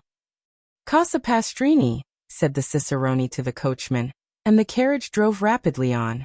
50239 10 minutes afterwards the baron entered his apartment, and Peppino stationed himself on the bench outside the door of the hotel, after having whispered something in the ear of one of the descendants of Marius and the Gracchi whom we noticed at the beginning of the chapter, who immediately ran down the road leading to the capital at his fullest speed. Danglars was tired and sleepy. He therefore went to bed, placing his pocketbook under his pillow. Peppino had a little spare time, so he had a game of more with the facchini, lost 3 crowns, and then to console himself drank a bottle of Orvieto. The next morning Danglars awoke late. Though he went to bed so early, he had not slept well for 5 or 6 nights, even if he had slept at all. He breakfasted heartily, and caring little, as he said, for the beauties of the eternal city, ordered post-horses at noon. But Danglars had not reckoned upon the formalities of the police and the idleness of the posting master. The horses only arrived at 2 o'clock, and the cicerone did not bring the passport till 3. All these preparations had collected a number of idlers round the door of Signor Pastrini's. The descendants of Marius and the Gracchi were also not wanting. The Baron walked triumphantly through the crowd, who for the sake of gain styled him, Your Excellency. As Danglars had hitherto contented himself with being called a baron, he felt rather flattered at the title of Excellency, and distributed a dozen silver coins among the beggars, who were ready for 12 more, to call him, Your Highness. "Which road?" asked the postilion in Italian. "The Ancona road," replied the Baron. Signor Pastrini interpreted the question and answer, and the horses galloped off. Danglars intended traveling to Venice, where he would receive one part of his fortune, and then proceeding to Vienna, where he would find the rest. He meant to take up his residence in the latter town, which he had been told was a city of pleasure. He had scarcely advanced 3 leagues out of Rome when daylight began to disappear. Danglars had not intended starting so late, or he would have remained. He put his head out and asked the postilion how long it would be before they reached the next town. "Non capisco," do not understand, was the reply.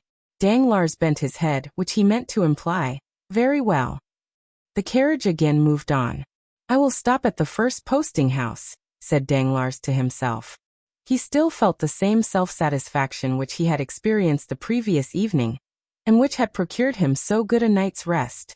He was luxuriously stretched in a good English calash, with double springs. He was drawn by 4 good horses at full gallop. He knew the relay to be at a distance of 7 leagues.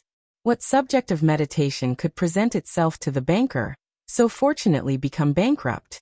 Danglars thought for 10 minutes about his wife in Paris, another 10 minutes about his daughter traveling with Mademoiselle d'Armilly.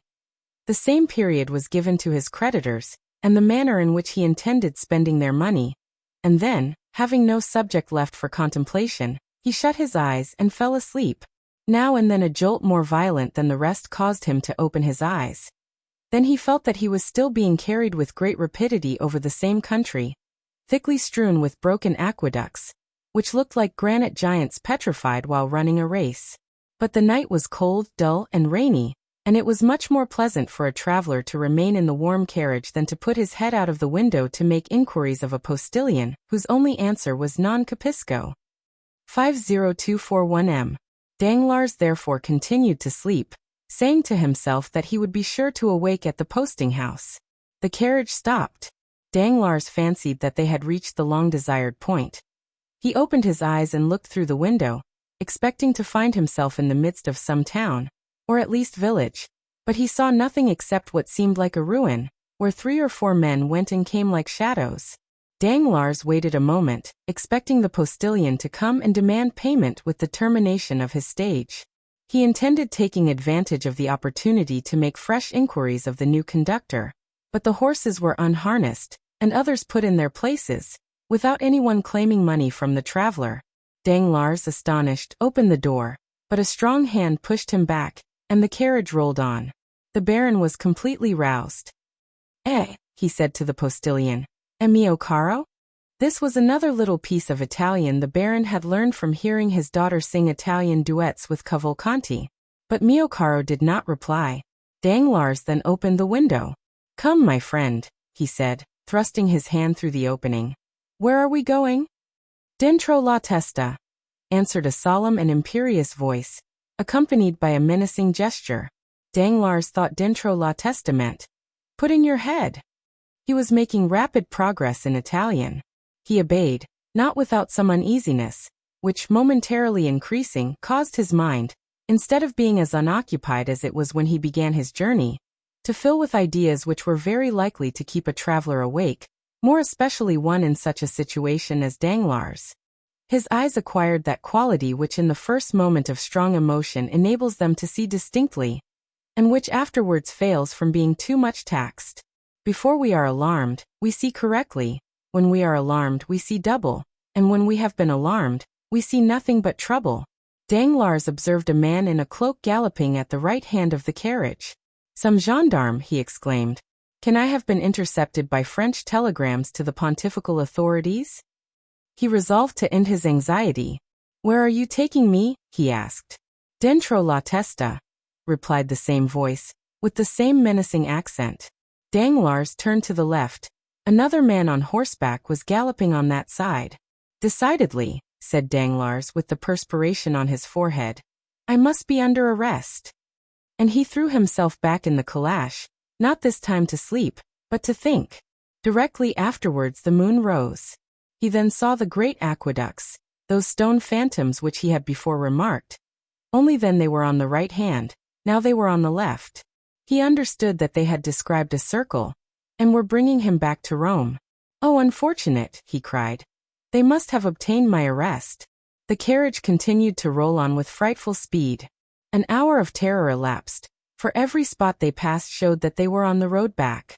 At length he saw a dark mass, against which it seemed as if the carriage was about to dash, but the vehicle turned to one side, leaving the barrier behind, and Danglars saw that it was one of the ramparts encircling Rome. 50243 m. Mon Dieu, cried Danglars, we are not returning to Rome. Then it is not justice which is pursuing me. Gracious heavens, another idea presents itself. What if they should be? His hair stood on end. He remembered those interesting stories, so little believed in Paris, respecting Roman bandits. He remembered the adventures that Albert de Morcerf had related when it was intended that he should marry Mademoiselle Eugénie. They are robbers, perhaps, he muttered. Just then the carriage rolled on something harder than gravel road. Danglars hazarded a look on both sides of the road, and perceived monuments of a singular form, and his mind now recalled all the details Morcerf had related, and comparing them with his own situation, he felt sure that he must be on the Appian Way. On the left, in a sort of valley, he perceived a circular excavation. It was Caracalla's circus. On a word from the man who rode at the side of the carriage, it stopped. At the same time the door was opened. "Scendi!" exclaimed a commanding voice. Danglars instantly descended. Although he did not yet speak Italian, he understood it very well. More dead than alive, he looked around him. For men surrounded him, besides the postilion. "Di qua," said one of the men, descending a little path leading out of the Appian Way. Danglars followed his guide without opposition, and had no occasion to turn around to see whether the three others were following him. Still it appeared as though they were stationed at equal distances from one another, like sentinels. After walking for about 10 minutes, during which Danglars did not exchange a single word with his guide, he found himself between a hillock and a clump of high weeds. Three men, standing silent, formed a triangle, of which he was the center. He wished to speak, but his tongue refused to move. "Avanti!" said the same sharp and imperative voice. This time Danglars had double reason to understand, for if the word and gesture had not explained the speaker's meaning, it was clearly expressed by the man walking behind him, who pushed him so rudely that he struck against the guide. This guide was our friend Peppino, who dashed into the thicket of high weeds, through a path which none but lizards or polecats could have imagined to be an open road. Peppino stopped before a rock overhung by thick hedges. The rock, half open, afforded a passage to the young man, who disappeared like the evil spirits in the fairy tales. The voice and gesture of the man who followed Danglars ordered him to do the same. There was no longer any doubt. The bankrupt was in the hands of Roman banditti. Danglars acquitted himself like a man placed between two dangerous positions, and who is rendered brave by fear. Notwithstanding his large stomach, certainly not intended to penetrate the fissures of the Campagna, he slid down like Peppino, and closing his eyes fell upon his feet. As he touched the ground, he opened his eyes. 50245 m. The path was wide, but dark. Peppino, who cared little for being recognized now that he was in his own territories, struck a light and lit a torch. Two other men descended after Danglars, forming the rear guard, and pushing Danglars whenever he happened to stop. They came by a gentle declivity to the intersection of two corridors.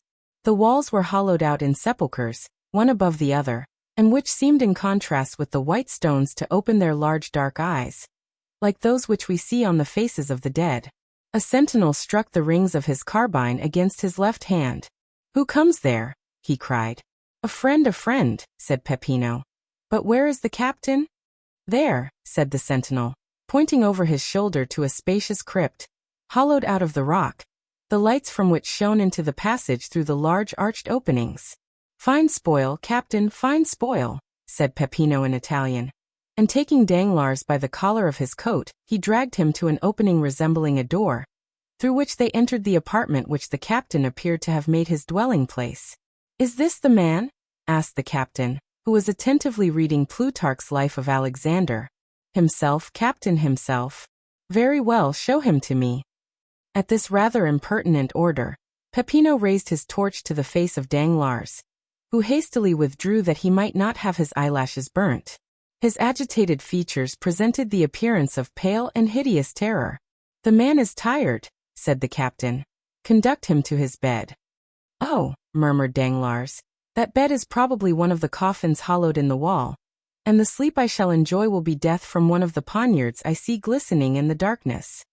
From their beds of dried leaves or wolfskins at the back of the chamber, now arose the companions of the man who had been found by Albert de Morcerf reading Caesar's commentaries, and by Danglars studying the Life of Alexander. The banker uttered a groan and followed his guide. He neither supplicated nor exclaimed. He no longer possessed strength, will power, or feeling. He followed where they led him. At length he found himself at the foot of a staircase, and he mechanically lifted his foot 5 or 6 times. Then a low door was opened before him, and bending his head to avoid striking his forehead, he entered a small room cut out of the rock. The cell was clean though empty, and dry, though situated at an immeasurable distance under the earth. A bed of dried grass covered with goatskins was placed in one corner. Danglars brightened up on beholding it, fancying that it gave some promise of safety. "Oh, God be praised," he said.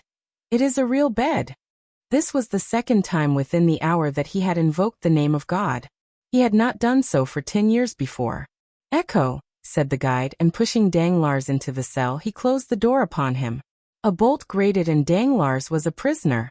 If there had been no bolt, it would have been impossible for him to pass through the midst of the garrison who held the catacombs of Saint Sebastian, encamped round a master whom our readers must have recognized as the famous Luigi Vampa. Danglars, too, had recognized the bandit, whose existence he would not believe when Albert de Morcerf mentioned him in Paris. And not only did he recognize him, but the cell in which Albert had been confined, and which was probably kept for the accommodation of strangers. These recollections were dwelt upon with some pleasure by Danglars, and restored him to some degree of tranquillity. Since the bandits had not dispatched him at once, he felt that they would not kill him at all. They had arrested him for the purpose of robbery, and as he had only a few louis about him, he doubted not he would be ransomed. He remembered that Morcerf had been taxed at 4,000 crowns, and as he considered himself of much greater importance than Morcerf, he fixed his own price at 8,000 crowns. 8,000 crowns amounted to 48,000 livres. He would then have about 5,050,000 francs left. With this sum he could manage to keep out of difficulties. Therefore, tolerably secure in being able to extricate himself from his position, provided he were not rated at the unreasonable sum of 5,050,000 francs, he stretched himself on his bed, and after turning over 2 or 3 times, fell asleep with the tranquility of the hero whose life Luigi Vampa was studying. Chapter 115. Luigi Vampa's Bill of Fare. We awake from every sleep except the one dreaded by Danglars. He awoke to a Parisian accustomed to silken curtains, walls hung with velvet drapery, and the soft perfume of burning wood, the white smoke of which diffuses itself in graceful curves around the room. The appearance of the whitewashed cell which greeted his eyes on awakening seemed like the continuation of some disagreeable dream. But in such a situation a single moment suffices to change the strongest doubt into certainty. "Yes, yes," he murmured. "I am in the hands of the brigands of whom Albert de Morcerf spoke." His first idea was to breathe, that he might know whether he was wounded. He borrowed this from Don Quixote, the only book he had ever read, but which he still slightly remembered. "No," he cried, "they have not wounded, but perhaps they have robbed me." And he thrust his hands into his pockets. They were untouched. The 100 louis he had reserved for his journey from Rome to Venice were in his trousers pocket, and in that of his greatcoat he found the little note case containing his letter of credit for 5,050,000 francs. "Singular bandits," he exclaimed. They have left me my purse and pocketbook. As I was saying last night, they intend me to be ransomed. Hello, here is my watch. Let me see what time it is. Danglars' watch, one of Brigitte's repeaters, which he had carefully wound up on the previous night, struck 5:30. Without this, Danglars would have been quite ignorant of the time, for daylight did not reach his cell. Should he demand an explanation from the bandits, or should he wait patiently for them to propose it? The last alternative seemed the most prudent, so he waited until 12 o'clock. During all this time a sentinel, who had been relieved at 8 o'clock, had been watching his door. 50249 m. Danglars suddenly felt a strong inclination to see the person who kept watch over him. He had noticed that a few rays, not of daylight but from a lamp, penetrated through the ill-joined planks of the door. He approached just as the brigand was refreshing himself with a mouthful of brandy, which, owing to the leathern bottle containing it, sent forth an odor which was extremely unpleasant to Danglars. "Faugh!" he exclaimed, retreating to the farther corner of his cell. At 12 this man was replaced by another functionary, and Danglars, wishing to catch sight of his new guardian, approached the door again. He was an athletic, gigantic bandit, with large eyes, thick lips, and a flat nose. His red hair fell in disheveled masses like snakes around his shoulders. "Aha!" cried Danglars. "This fellow is more like an ogre than anything else. However, I am rather too old and tough to be very good eating." We see that Danglars was collected enough to jest. At the same time, as though to disprove the ogreish propensities, the man took some black bread, cheese, and onions from his wallet, which he began devouring voraciously.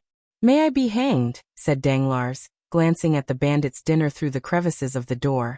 "May I be hanged if I can understand how people can eat such filth." And he withdrew to seat himself upon his goatskin, which reminded him of the smell of the brandy.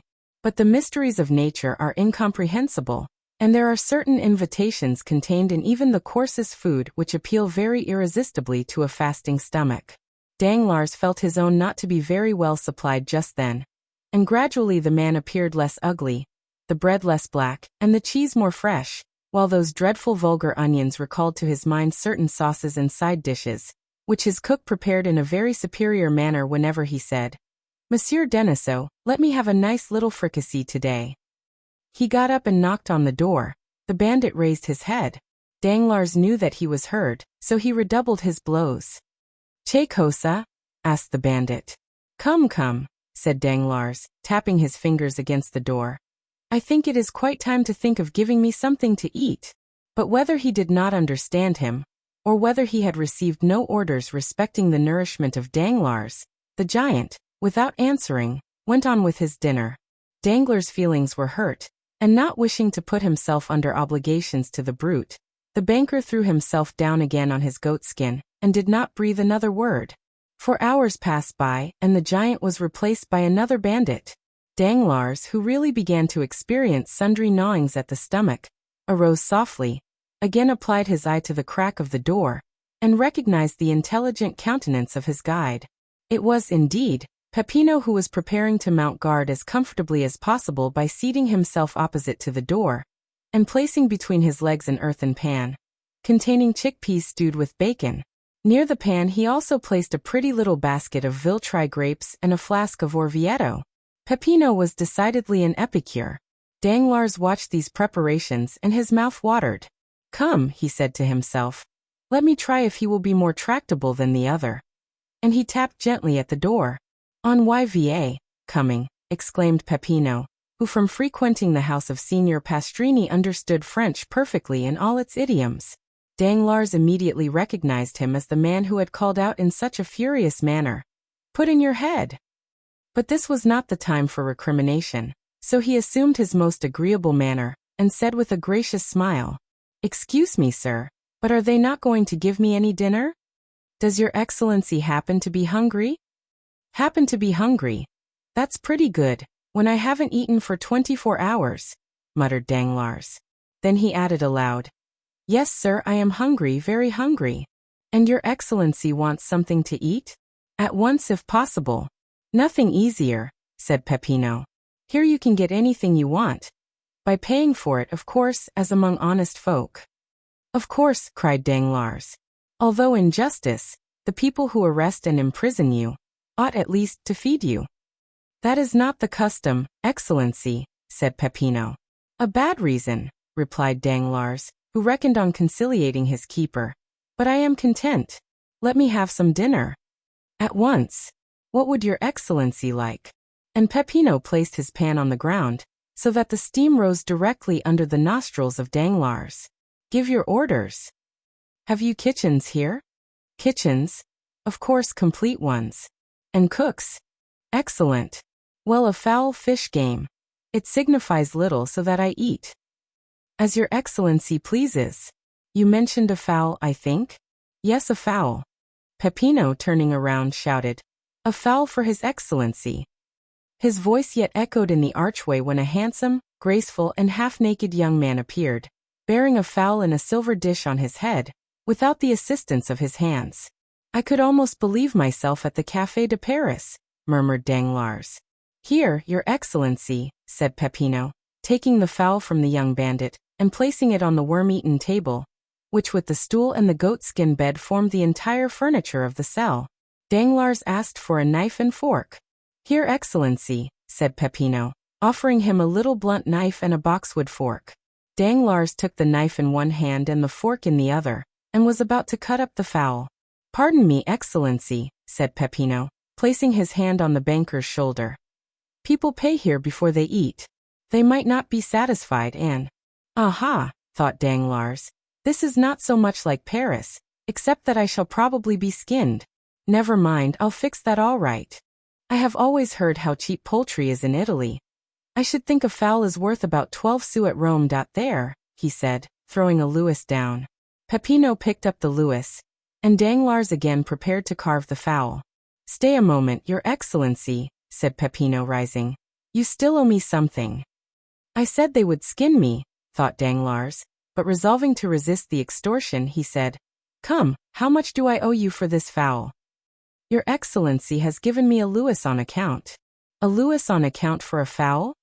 Certainly, and your Excellency now owes me 4,999 louis.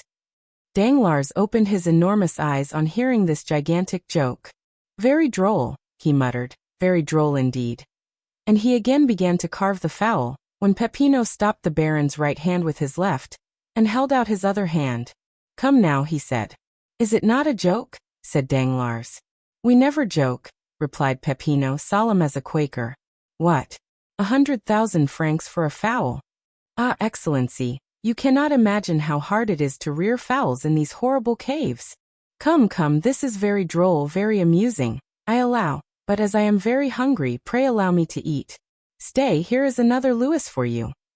Then that will make only 4,998 louis more, said Peppino with the same indifference. I shall get them all in time.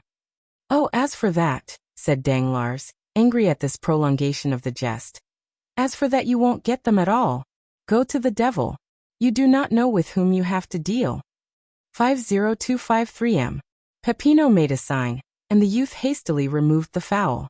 Danglars threw himself upon his goatskin, and Peppino, reclosing the door, again began eating his peas and bacon. Though Danglars could not see Peppino, the noise of his teeth allowed no doubt as to his occupation. He was certainly eating, and noisily too, like an ill-bred man. Brute, said Danglars.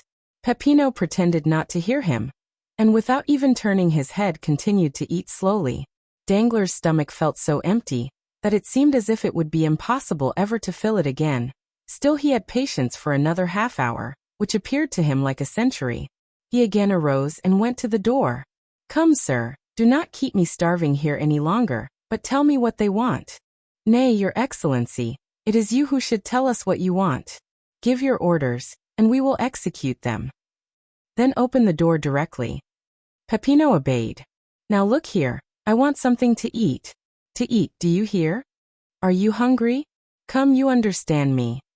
What would your Excellency like to eat? A piece of dry bread, since the fowls are beyond all price in this accursed place. Bread? Very well. Halloa, there's some bread, he called. The youth brought a small loaf. How much? Asked Danglars. 4,998 louis, said Peppino. You have paid 2 louis in advance. 50255M. What? 100,000 francs for a loaf. 100,000 francs, repeated Peppino. But you only asked 100,000 francs for a fowl. We have a fixed price for all our provisions. It signifies nothing whether you eat much or little, whether you have 10 dishes or 1. It is always the same price. What, still keeping up this silly jest? My dear fellow, it is perfectly ridiculous, stupid. You had better tell me at once that you intend starving me to death. Oh dear no, Your Excellency, unless you intend to commit suicide. Pay and eat. And what am I to pay with, brute? Said Danglars, enraged. Do you suppose I carry 100,000 francs in my pocket? Your Excellency has 5,050,000 francs in your pocket. That will be 50 fowls at 100,000 francs apiece, and half a fowl for the 50,000. Danglars shuddered. The bandage fell from his eyes, and he understood the joke, which he did not think quite so stupid as he had done just before. Come, he said. If I pay you the 100,000 francs, will you be satisfied and allow me to eat at my ease? Certainly, said Peppino. But how can I pay them? Oh, nothing easier. You have an account open with Messrs. Thomson and French, via des Banchi Rome. Give me a draft for 4,998 louis on these gentlemen, and our banker shall take it. Danglars thought it as well to comply with a good grace, so he took the pen, ink, and paper Peppino offered him, wrote the draft and signed it. Here, he said, here is a draft at sight. And here is your fowl. Danglars sighed while he carved the fowl. It appeared very thin for the price it had cost. As for Peppino, he examined the paper attentively, put it into his pocket, and continued eating his peas. Chapter 116. The Pardon. The next day Danglars was again hungry.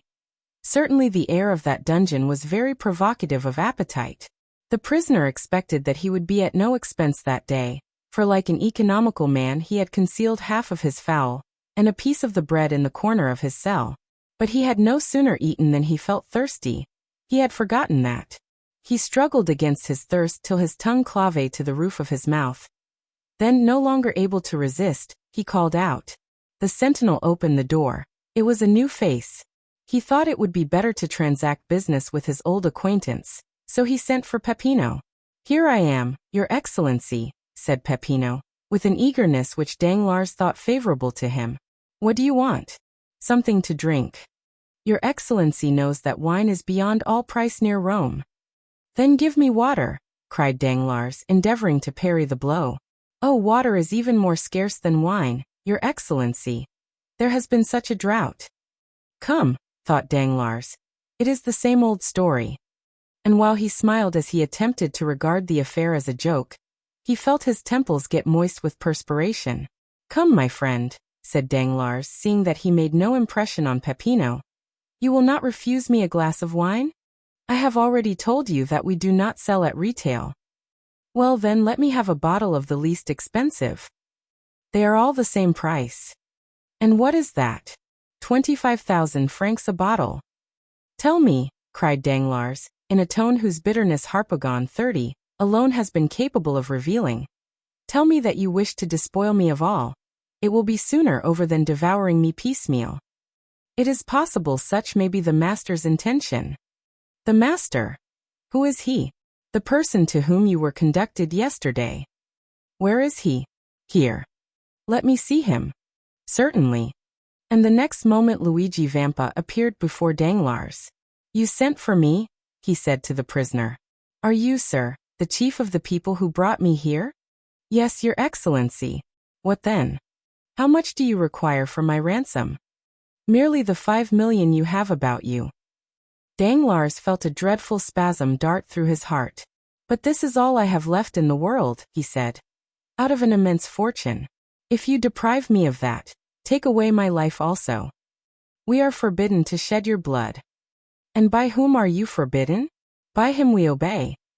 You do then obey someone? Yes, a chief. I thought you said you were the chief? So I am of these men, but there is another over me. And did your superior order you to treat me in this way? Yes. But my purse will be exhausted. Probably. Come, said Danglars. Will you take 1 million? No. 2 millions, 3, 4? Come 4? I will give them to you on condition that you let me go. Why do you offer me 4 million for what is worth 5 million? This is a kind of usury, banker, that I do not understand. Take all then, take all I tell you and kill me. Come, calm yourself. You will excite your blood, and that would produce an appetite it would require 1 million a day to satisfy. Be more economical. But when I have no more money left to pay you? Asked the infuriated Danglars. Then you must suffer hunger. Suffer hunger? Said Danglars, becoming pale. Most likely, replied Vampa coolly. But you say you do not wish to kill me? No. And yet you will let me perish with hunger? Ah, that is a different thing. Well then, wretches, cried Danglars, I will defy your infamous calculations. I would rather die at once. You may torture, torment, kill me, but you shall not have my signature again. As your excellency pleases, said Vampa, as he left the cell. Danglars, raving, threw himself on the goatskin. Who could these men be? Who was the invisible chief? What could be his intentions towards him? And why, when everyone else was allowed to be ransomed, might he not also be? Oh yes, certainly a speedy, violent death would be a fine means of deceiving these remorseless enemies, who appeared to pursue him with such incomprehensible vengeance. But to die? For the first time in his life, Danglars contemplated death with a mixture of dread and desire. The time had come when the implacable spectre, which exists in the mind of every human creature, arrested his attention and called out with every pulsation of his heart, "Thou shalt die." Danglars resembled a timid animal excited in the chase. First it flies, then despairs, and at last, by the very force of desperation, sometimes succeeds in eluding its pursuers. Danglars meditated an escape, but the walls were solid rock. A man was sitting reading at the only outlet to the cell, and behind that man shapes armed with guns continually passed. His resolution not to sign lasted 2 days, after which he offered 1 million for some food. They sent him a magnificent supper, and took his million. From this time the prisoner resolved to suffer no longer, but to have everything he wanted. At the end of 12 days, after having made a splendid dinner, he reckoned his accounts, and found that he had only 50,000 francs left. Then a strange reaction took place. He who had just abandoned 5 million endeavored to save the 50,000 francs he had left, and sooner than give them up he resolved to enter again upon a life of privation. He was deluded by the hopefulness that is a premonition of madness. He who for so long a time had forgotten God, began to think that miracles were possible, that the accursed cavern might be discovered by the officers of the Papal States, who would release him, that then he would have 50,000 remaining, which would be sufficient to save him from starvation. And finally he prayed that this sum might be preserved to him. And as he prayed he wept. 3 days passed thus, during which his prayers were frequent, if not heartfelt.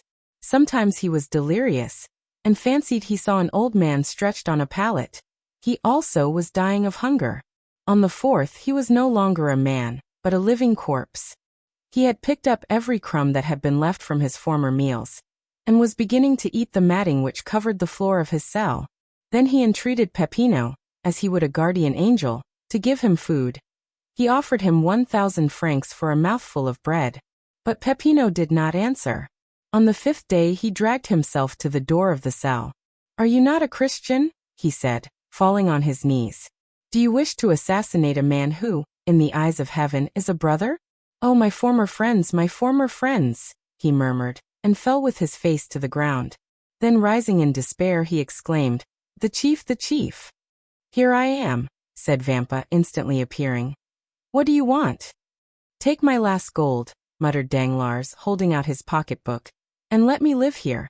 I ask no more for liberty, I only ask to live." "Then you suffer a great deal?" "Oh yes, cruelly. Still, there have been men who suffered more than you." "I do not think so." "Yes, those who have died of hunger." Danglars thought of the old man whom, in his hours of delirium, he had seen groaning on his bed. He struck his forehead on the ground and groaned. "Yes," he said, "there have been some who have suffered more than I have, but then they must have been martyrs at least." "Do you repent?"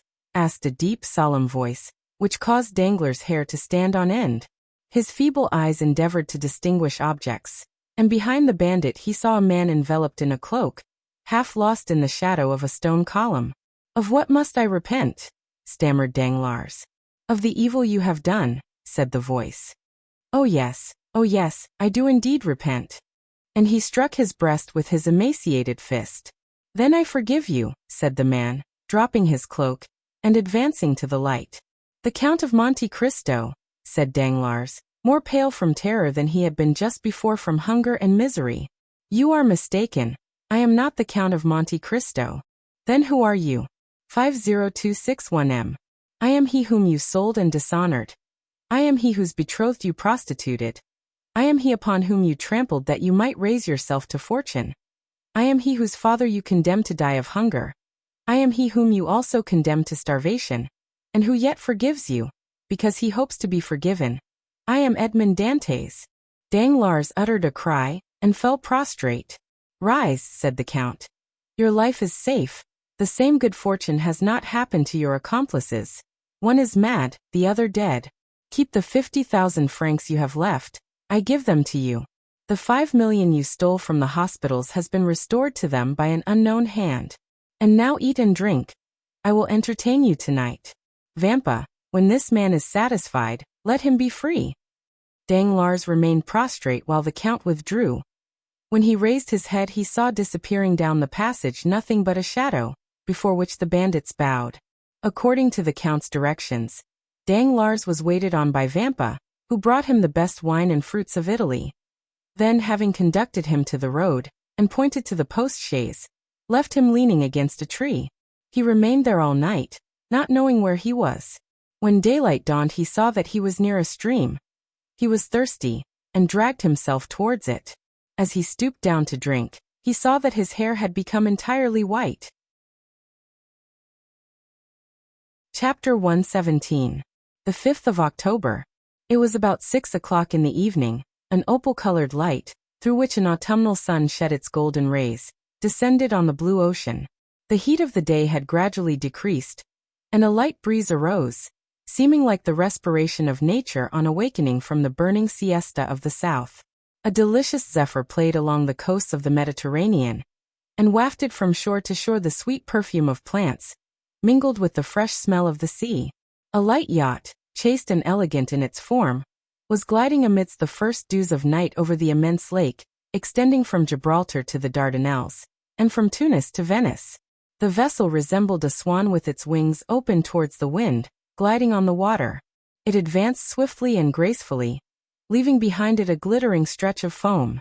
By degrees the sun disappeared behind the western horizon, but as though to prove the truth of the fanciful ideas in heathen mythology, its indiscreet rays reappeared on the summit of every wave, as if the god of fire had just sunk upon the bosom of Amphitrite, who in vain endeavored to hide her lover beneath her azure mantle. The yacht moved rapidly on, though there did not appear to be sufficient wind to ruffle the curls on the head of a young girl.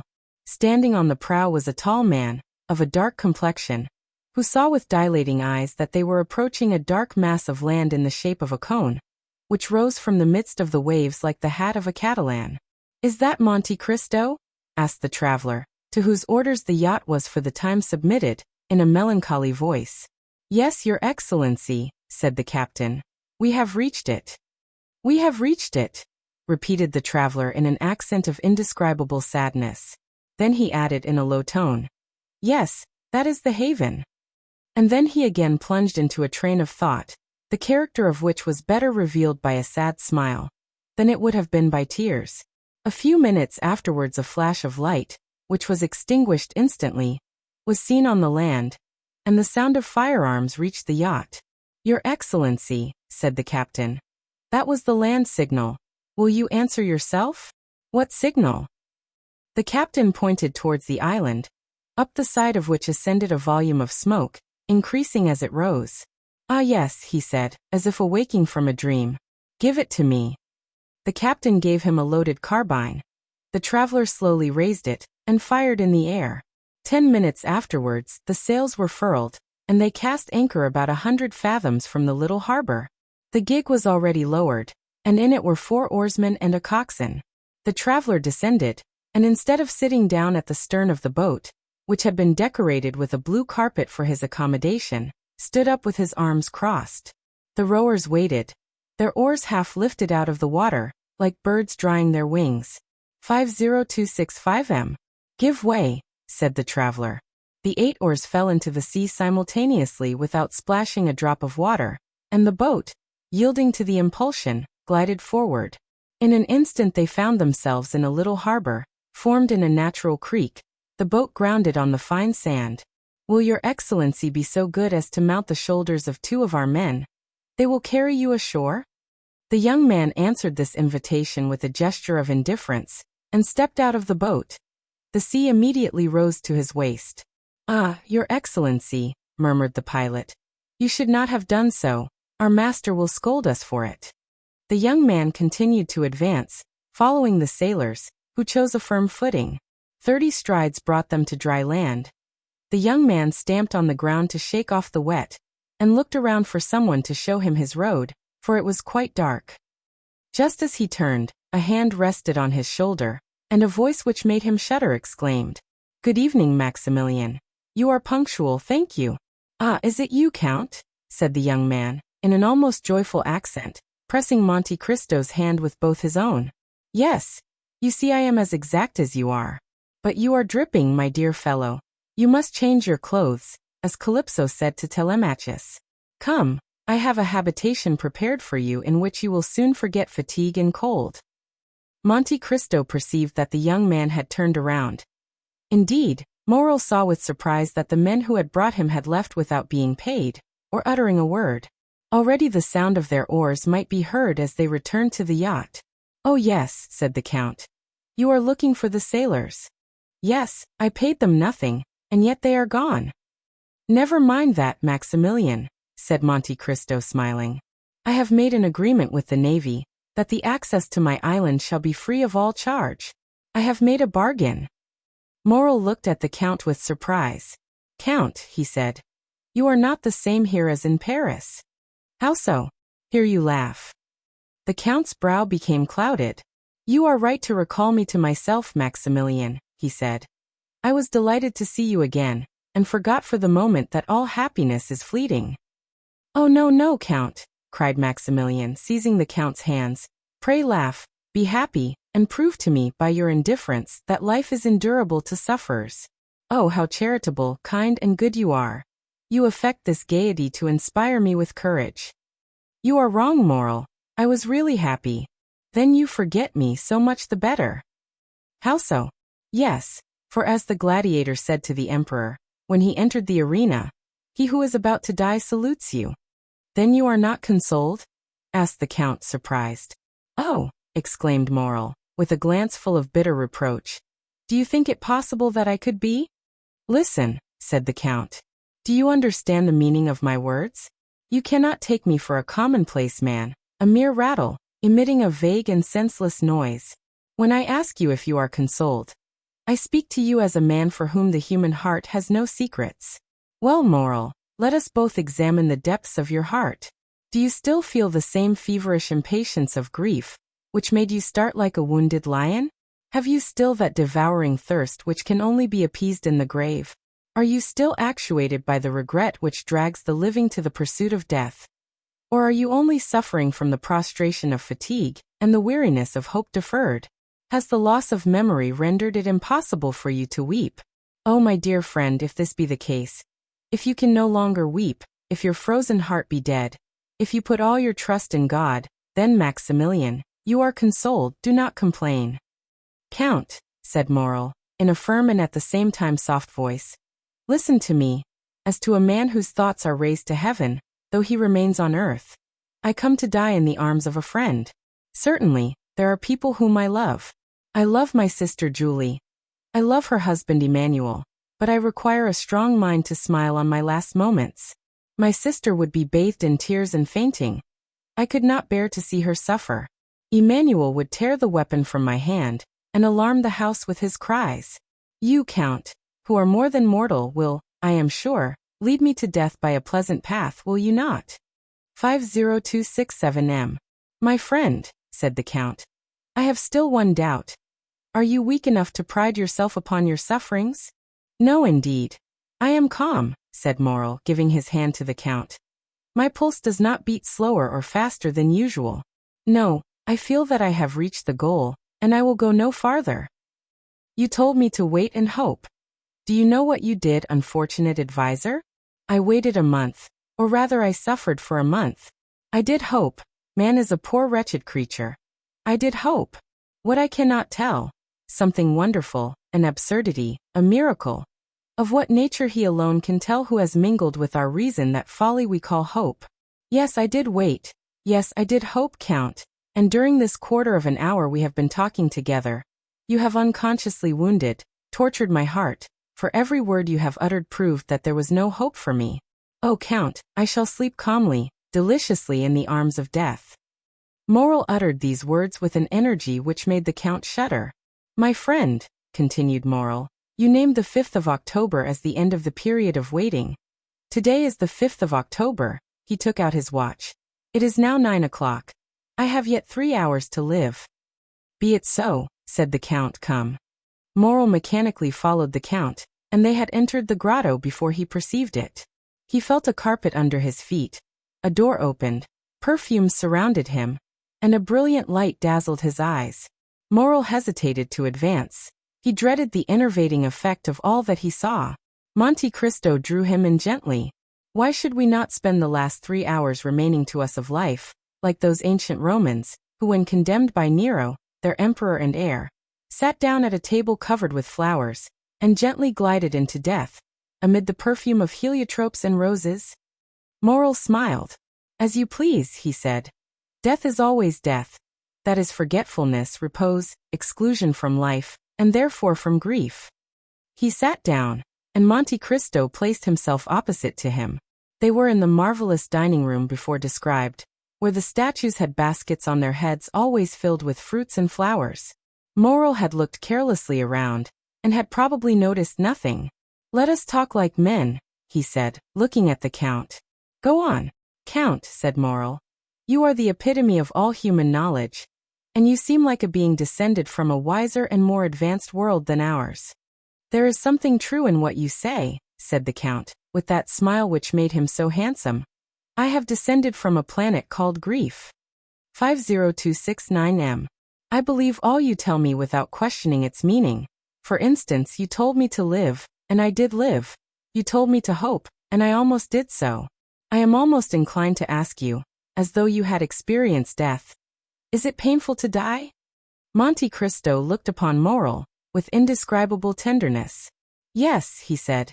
Yes, doubtless it is painful if you violently break the outer covering which obstinately begs for life. If you plunge a dagger into your flesh, if you insinuate a bullet into your brain, which the least shock disorders, then certainly you will suffer pain, and you will repent quitting a life for a repose you have bought at so dear a price. Yes, I know that there is a secret of luxury and pain in death, as well as in life. The only thing is to understand it. You have spoken truly, Maximilian. According to the care we bestow upon it, death is either a friend who rocks us gently as a nurse, or an enemy who violently drags the soul from the body. Some day, when the world is much older, and when mankind will be masters of all the destructive powers in nature, to serve for the general good of humanity, when mankind, as you were just saying, have discovered the secrets of death, then that death will become as sweet and voluptuous as a slumber in the arms of your beloved. And if you wish to die, you would choose this death, Count? Yes. Moral extended his hand. Now I understand, he said, why you had me brought here to this desolate spot, in the midst of the ocean, to this subterranean palace. It was because you loved me, was it not, Count? It was because you loved me well enough to give me one of those sweet means of death of which we were speaking. A death without agony. A death which allows me to fade away while pronouncing Valentine's name and pressing your hand. Yes, you have guessed rightly, Moral, said the Count. That is what I intended. Thanks. The idea that tomorrow I shall no longer suffer is sweet to my heart. Do you then regret nothing? No, replied Moral. Not even me? Asked the Count with deep emotion. Moral's clear eye was for the moment clouded. Then it shone with unusual luster, and a large tear rolled down his cheek. What? Said the Count. Do you still regret anything in the world and yet die? Oh, I entreat you, exclaimed Morel in a low voice. Do not speak another word, Count. Do not prolong my punishment. The Count fancied that he was yielding, and this belief revived the horrible doubt that had overwhelmed him at the Château d'If. I am endeavoring, he thought, to make this man happy. I look upon this restitution as a weight thrown into the scale to balance the evil I have wrought. Now, supposing I am deceived, supposing this man has not been unhappy enough to merit happiness. Alas, what would become of me who can only atone for evil by doing good?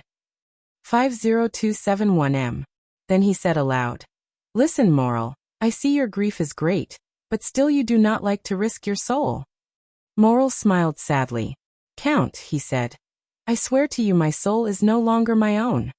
Maximilian, you know I have no relation in the world. I have accustomed myself to regard you as my son. Well then, to save my son, I will sacrifice my life, nay, even my fortune. What do you mean? I mean, that you wish to quit life because you do not understand all the enjoyments which are the fruits of a large fortune. Morel, I possess nearly 100 millions and I give them to you. With such a fortune you can attain every wish. Are you ambitious? Every career is open to you. Overturn the world, change its character, yield to mad ideas, be even criminal, but live. Count, I have your word, said Morel coldly. Then taking out his watch he added, It is 11:30. Morel, can you intend it in my house, under my very eyes? Then let me go, said Maximilian. Or I shall think you did not love me for my own sake but for yours. And he arose. It is well, said Monte Cristo, whose countenance brightened at these words. You wish it, you are inflexible. Yes, as you said. You are indeed wretched and a miracle alone can cure you. Sit down, Morel, and wait. Morel obeyed. The Count arose and unlocking a closet with a key suspended from his gold chain, took from it a little silver casket, beautifully carved and chased, the corners of which represented forebending figures, similar to the caryatids, the forms of women, symbols of the angels aspiring to heaven. He placed the casket on the table, then opening it took out a little golden box, the top of which flew open when touched by a secret spring. This box contained an unctuous substance partly solid, of which it was impossible to discover the color, owing to the reflection of the polished gold, sapphires, rubies, emeralds, which ornamented the box. It was a mixed mass of blue, red, and gold. The Count took out a small quantity of this with a gilt spoon, and offered it to Morel, fixing a long steadfast glance upon him. It was then observable that the substance was greenish. This is what you asked for, he said, and what I promised to give you. I thank you from the depths of my heart, said the young man, taking the spoon from the hands of Monte Cristo. The Count took another spoon, and again dipped it into the golden box. What are you going to do, my friend? Asked Morel, arresting his hand. Well, the fact is, Morel, I was thinking that I too am weary of life, and since an opportunity presents itself. Stay, said the young man. You who love, and are beloved, you who have faith and hope. Oh, do not follow my example. In your case it would be a crime. Adieu, my noble and generous friend, adieu. I will go and tell Valentine what you have done for me. And slowly, though without any hesitation, only waiting to press the Count's hand fervently, he swallowed the mysterious substance offered by Monte Cristo. Then they were both silent. Ali, mute and attentive, brought the pipes and coffee, and disappeared. By degrees, the light of the lamps gradually faded in the hands of the marble statues which held them, and the perfumes appeared less powerful to Morel. Seated opposite to him, Monte Cristo watched him in the shadow, and Morel saw nothing but the bright eyes of the Count. An overpowering sadness took possession of the young man. His hands relaxed their hold. The objects in the room gradually lost their form and color, and his disturbed vision seemed to perceive doors and curtains open in the wall. 50273M. Friend, he cried. I feel that I am dying, thanks. He made a last effort to extend his hand, but it fell powerless beside him. Then it appeared to him that Monte Cristo smiled, not with the strange and fearful expression which had sometimes revealed to him the secrets of his heart, but with the benevolent kindness of a father for a child. At the same time the Count appeared to increase in stature, his form, nearly double its usual height, stood out in relief against the red tapestry. His black hair was thrown back, and he stood in the attitude of an avenging angel. Moral, overpowered, turned around in the armchair. A delicious torpor permeated every vein.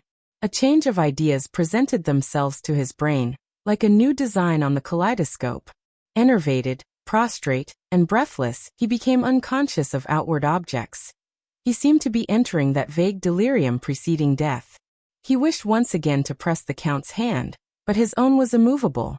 He wished to articulate a last farewell, but his tongue lay motionless and heavy in his throat, like a stone at the mouth of a sepulchre. Involuntarily his languid eyes closed, and still through his eyelashes a well-known form seemed to move amid the obscurity with which he thought himself enveloped. The Count had just opened a door. Immediately a brilliant light from the next room, or rather from the palace adjoining, shone upon the room in which he was gently gliding into his last sleep.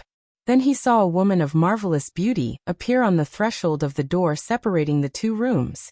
Pale, and sweetly smiling, she looked like an angel of mercy conjuring the angel of vengeance. "Is it heaven that opens before me?" thought the dying man. "That angel resembles the one I have lost." Monte Cristo pointed out Moral to the young woman, who advanced towards him with clasped hands and a smile upon her lips. "Valentine, Valentine," he mentally ejaculated, but his lips uttered no sound, and as though all his strength were centered in that internal emotion, he sighed and closed his eyes. Valentine rushed towards him, his lips again moved. "He is calling you," said the Count. "He to whom you have confided your destiny, he from whom death would have separated you, calls you to him. Happily, I vanquished death. Henceforth, Valentine, you will never again be separated on earth, since he has rushed into death to find you. Without me, you would both have died.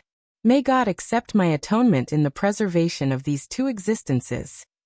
Valentine seized the Count's hand, and in her irresistible impulse of joy carried it to her lips. 50275M. "Oh, thank me again," said the Count. "Tell me till you are weary, that I have restored you to happiness. You do not know how much I require this assurance." "Oh yes, yes, I thank you with all my heart," said Valentine. "And if you doubt the sincerity of my gratitude, oh then ask Haydée. Ask my beloved sister Haydée, who ever since our departure from France, has caused me to wait patiently for this happy day, while talking to me of you." "You then love Haydée?" asked Monte Cristo with an emotion he in vain endeavored to dissimulate. "Oh yes, with all my soul." "Well then listen, Valentine," said the Count. "I have a favor to ask of you." "Of me? Oh, am I happy enough for that?" "Yes, you have called Haydée your sister. Let her become so indeed, Valentine. Render her all the gratitude you fancy that you owe to me. Protect her, for," the Count's voice was thick with emotion, "henceforth she will be alone in the world." "Alone in the world," repeated a voice behind the Count. "And why?" Monte Cristo turned around. Haydée was standing pale, motionless, looking at the Count with an expression of fearful amazement. "Because tomorrow, Haydée, you will be free. You will then assume your proper position in society, for I will not allow my destiny to overshadow yours. Daughter of a prince, I restore to you the riches and name of your father." Haydée became pale, and lifting her transparent hands to heaven, exclaimed in a voice stifled with tears, "Then you leave me, my lord? Haydée, Haydée, you are young and beautiful. Forget even my name and be happy." "It is well," said Haydée. "Your order shall be executed, my lord. I will forget even your name and be happy." And she stepped back to retire. "Oh heavens!" exclaimed Valentine, who was supporting the head of Moral on her shoulder. "Do you not see how pale she is? Do you not see how she suffers?" Haydée answered with a heartrending expression, "Why should he understand this, my sister? He is my master, and I am his slave. He has the right to notice nothing." The Count shuddered at the tones of a voice which penetrated the inmost recesses of his heart. His eyes met those of the young girl, and he could not bear their brilliancy. "Oh heavens!" exclaimed Monte Cristo. "Can my suspicions be correct? Haydée, would it please you not to leave me?" "I am young," gently replied Haydée. "I love the life you have made so sweet to me, and I should be sorry to die." "You mean, then, that if I leave you, Haydée, I should die?" "Yes, my lord." "Do you then love me?" "Oh, Valentine, he asks if I love him. Valentine, Tell him if you love Maximilian." The Count felt his heart dilate and throb. He opened his arms and Haydée, uttering a cry, sprang into them. "Oh yes," she cried. "I do love you. I love you as one loves a father, brother, husband. I love you as my life, for you are the best, the noblest of created beings." 50277M. Let it be then, as you wish, sweet angel. God has sustained me in my struggle with my enemies, and has given me this reward. He will not let me end my triumph in suffering. I wished to punish myself, but he has pardoned me. Love me then, Haydée. Who knows? Perhaps your love will make me forget all that I do not wish to remember. What do you mean, my lord? I mean that one word from you has enlightened me more than 20 years of slow experience. I have but you in the world, Haydée. Through you I again take hold on life. Through you I shall suffer, through you rejoice. Do you hear him, Valentine? Exclaimed Haydée. He says that through me he will suffer, through me, who would yield my life for his. The Count withdrew for a moment. Have I discovered the truth? He said. But whether it be for recompense or punishment, I accept my fate. Come, Haydée, come. And throwing his arm around the young girl's waist, he pressed the hand of Valentine and disappeared. 50279M. An hour had nearly passed, during which Valentine, breathless and motionless, watched steadfastly over Morel. At length she felt his heart beat. A faint breath played upon his lips, a slight shudder, announcing the return of life, passed through the young man's frame. At length his eyes opened, but they were at first fixed and expressionless. Then sight returned, and with it feeling and grief. "Oh," he cried in an accent of despair. "The Count has deceived me. I am yet living." And extending his hand towards the table, he seized a knife. "Dearest," exclaimed Valentine with her adorable smile. "Awake and look at me." Morel uttered a loud exclamation, and frantic, doubtful, dazzled, as though by a celestial vision, he fell upon his knees. The next morning at daybreak, Valentine and Morel were walking arm in arm on the seashore. Valentine, relating how Monte Cristo had appeared in her room, explained everything, revealed the crime, and finally, how he had saved her life by enabling her to simulate death. They had found the door of the grotto opened, and gone forth. On the azure dome of heaven still glittered a few remaining stars. Morel soon perceived a man standing among the rocks, apparently awaiting a sign from them to advance, and pointed him out to Valentine. "Ah, it is Jacopo," she said, "the captain of the yacht," and she beckoned him towards them. "Do you wish to speak to us?" asked Morel. "I have a letter to give you from the Count." "From the Count?" murmured the two young people. "Yes, read it." 50281M. Morel opened the letter, and read, "My dear Maximilian, there is a felucca for you at anchor. Jacopo will carry you to Leghorn, where Monsieur Noirtier awaits his granddaughter, whom he wishes to bless before you lead her to the altar. All that is in this grotto, my friend, my house in the Champs-Élysées, and my chateau at Treport, are the marriage gifts bestowed by Edmond Dantès upon the son of his old master, Morel. Mademoiselle de Villefort will share them with you. For I entreat her to give to the poor the immense fortune reverting to her from her father, now a madman, and her brother who died last September with his mother. Tell the angel who will watch over your future destiny, Morel, to pray sometimes for a man, who, like Satan, thought himself for an instant equal to God, but who now acknowledges with Christian humility that God alone possesses supreme power and infinite wisdom. Perhaps those prayers may soften the remorse he feels in his heart. As for you, Morel, this is the secret of my conduct towards you. There is neither happiness nor misery in the world. There is only the comparison of one state with another, nothing more. He who has felt the deepest grief is best able to experience supreme happiness. We must have felt what it is to die, Morel, that we may appreciate the enjoyments of living. Live then, and be happy, beloved children of my heart, and never forget that until the day when God shall deign to reveal the future to man, all human wisdom is summed up in these two words: wait and hope. Your friend, Edmond Dantès, Count of Monte Cristo. 50282M. During the perusal of this letter, which informed Valentine for the first time of the madness of her father and the death of her brother, she became pale, a heavy sigh escaped from her bosom, and tears, not the less painful because they were silent, ran down her cheeks. Her happiness cost her very dear. Morel looked around uneasily. "But," he said, The Count's generosity is too overwhelming. Valentine will be satisfied with my humble fortune. Where is the Count, friend? Lead me to him." Jacopo pointed towards the horizon. "What do you mean?" asked Valentine. "Where is the Count? Where is Haiti?" "Look," said Jacopo. The eyes of both were fixed upon the spot indicated by the sailor, and on the blue line separating the sky from the Mediterranean Sea, they perceived a large white sail. "Gone," said Morrel. "Gone. Adieu, my friend, adieu, my father." "Gone," murmured Valentine. "Adieu, my sweet Haiti, adieu, my sister."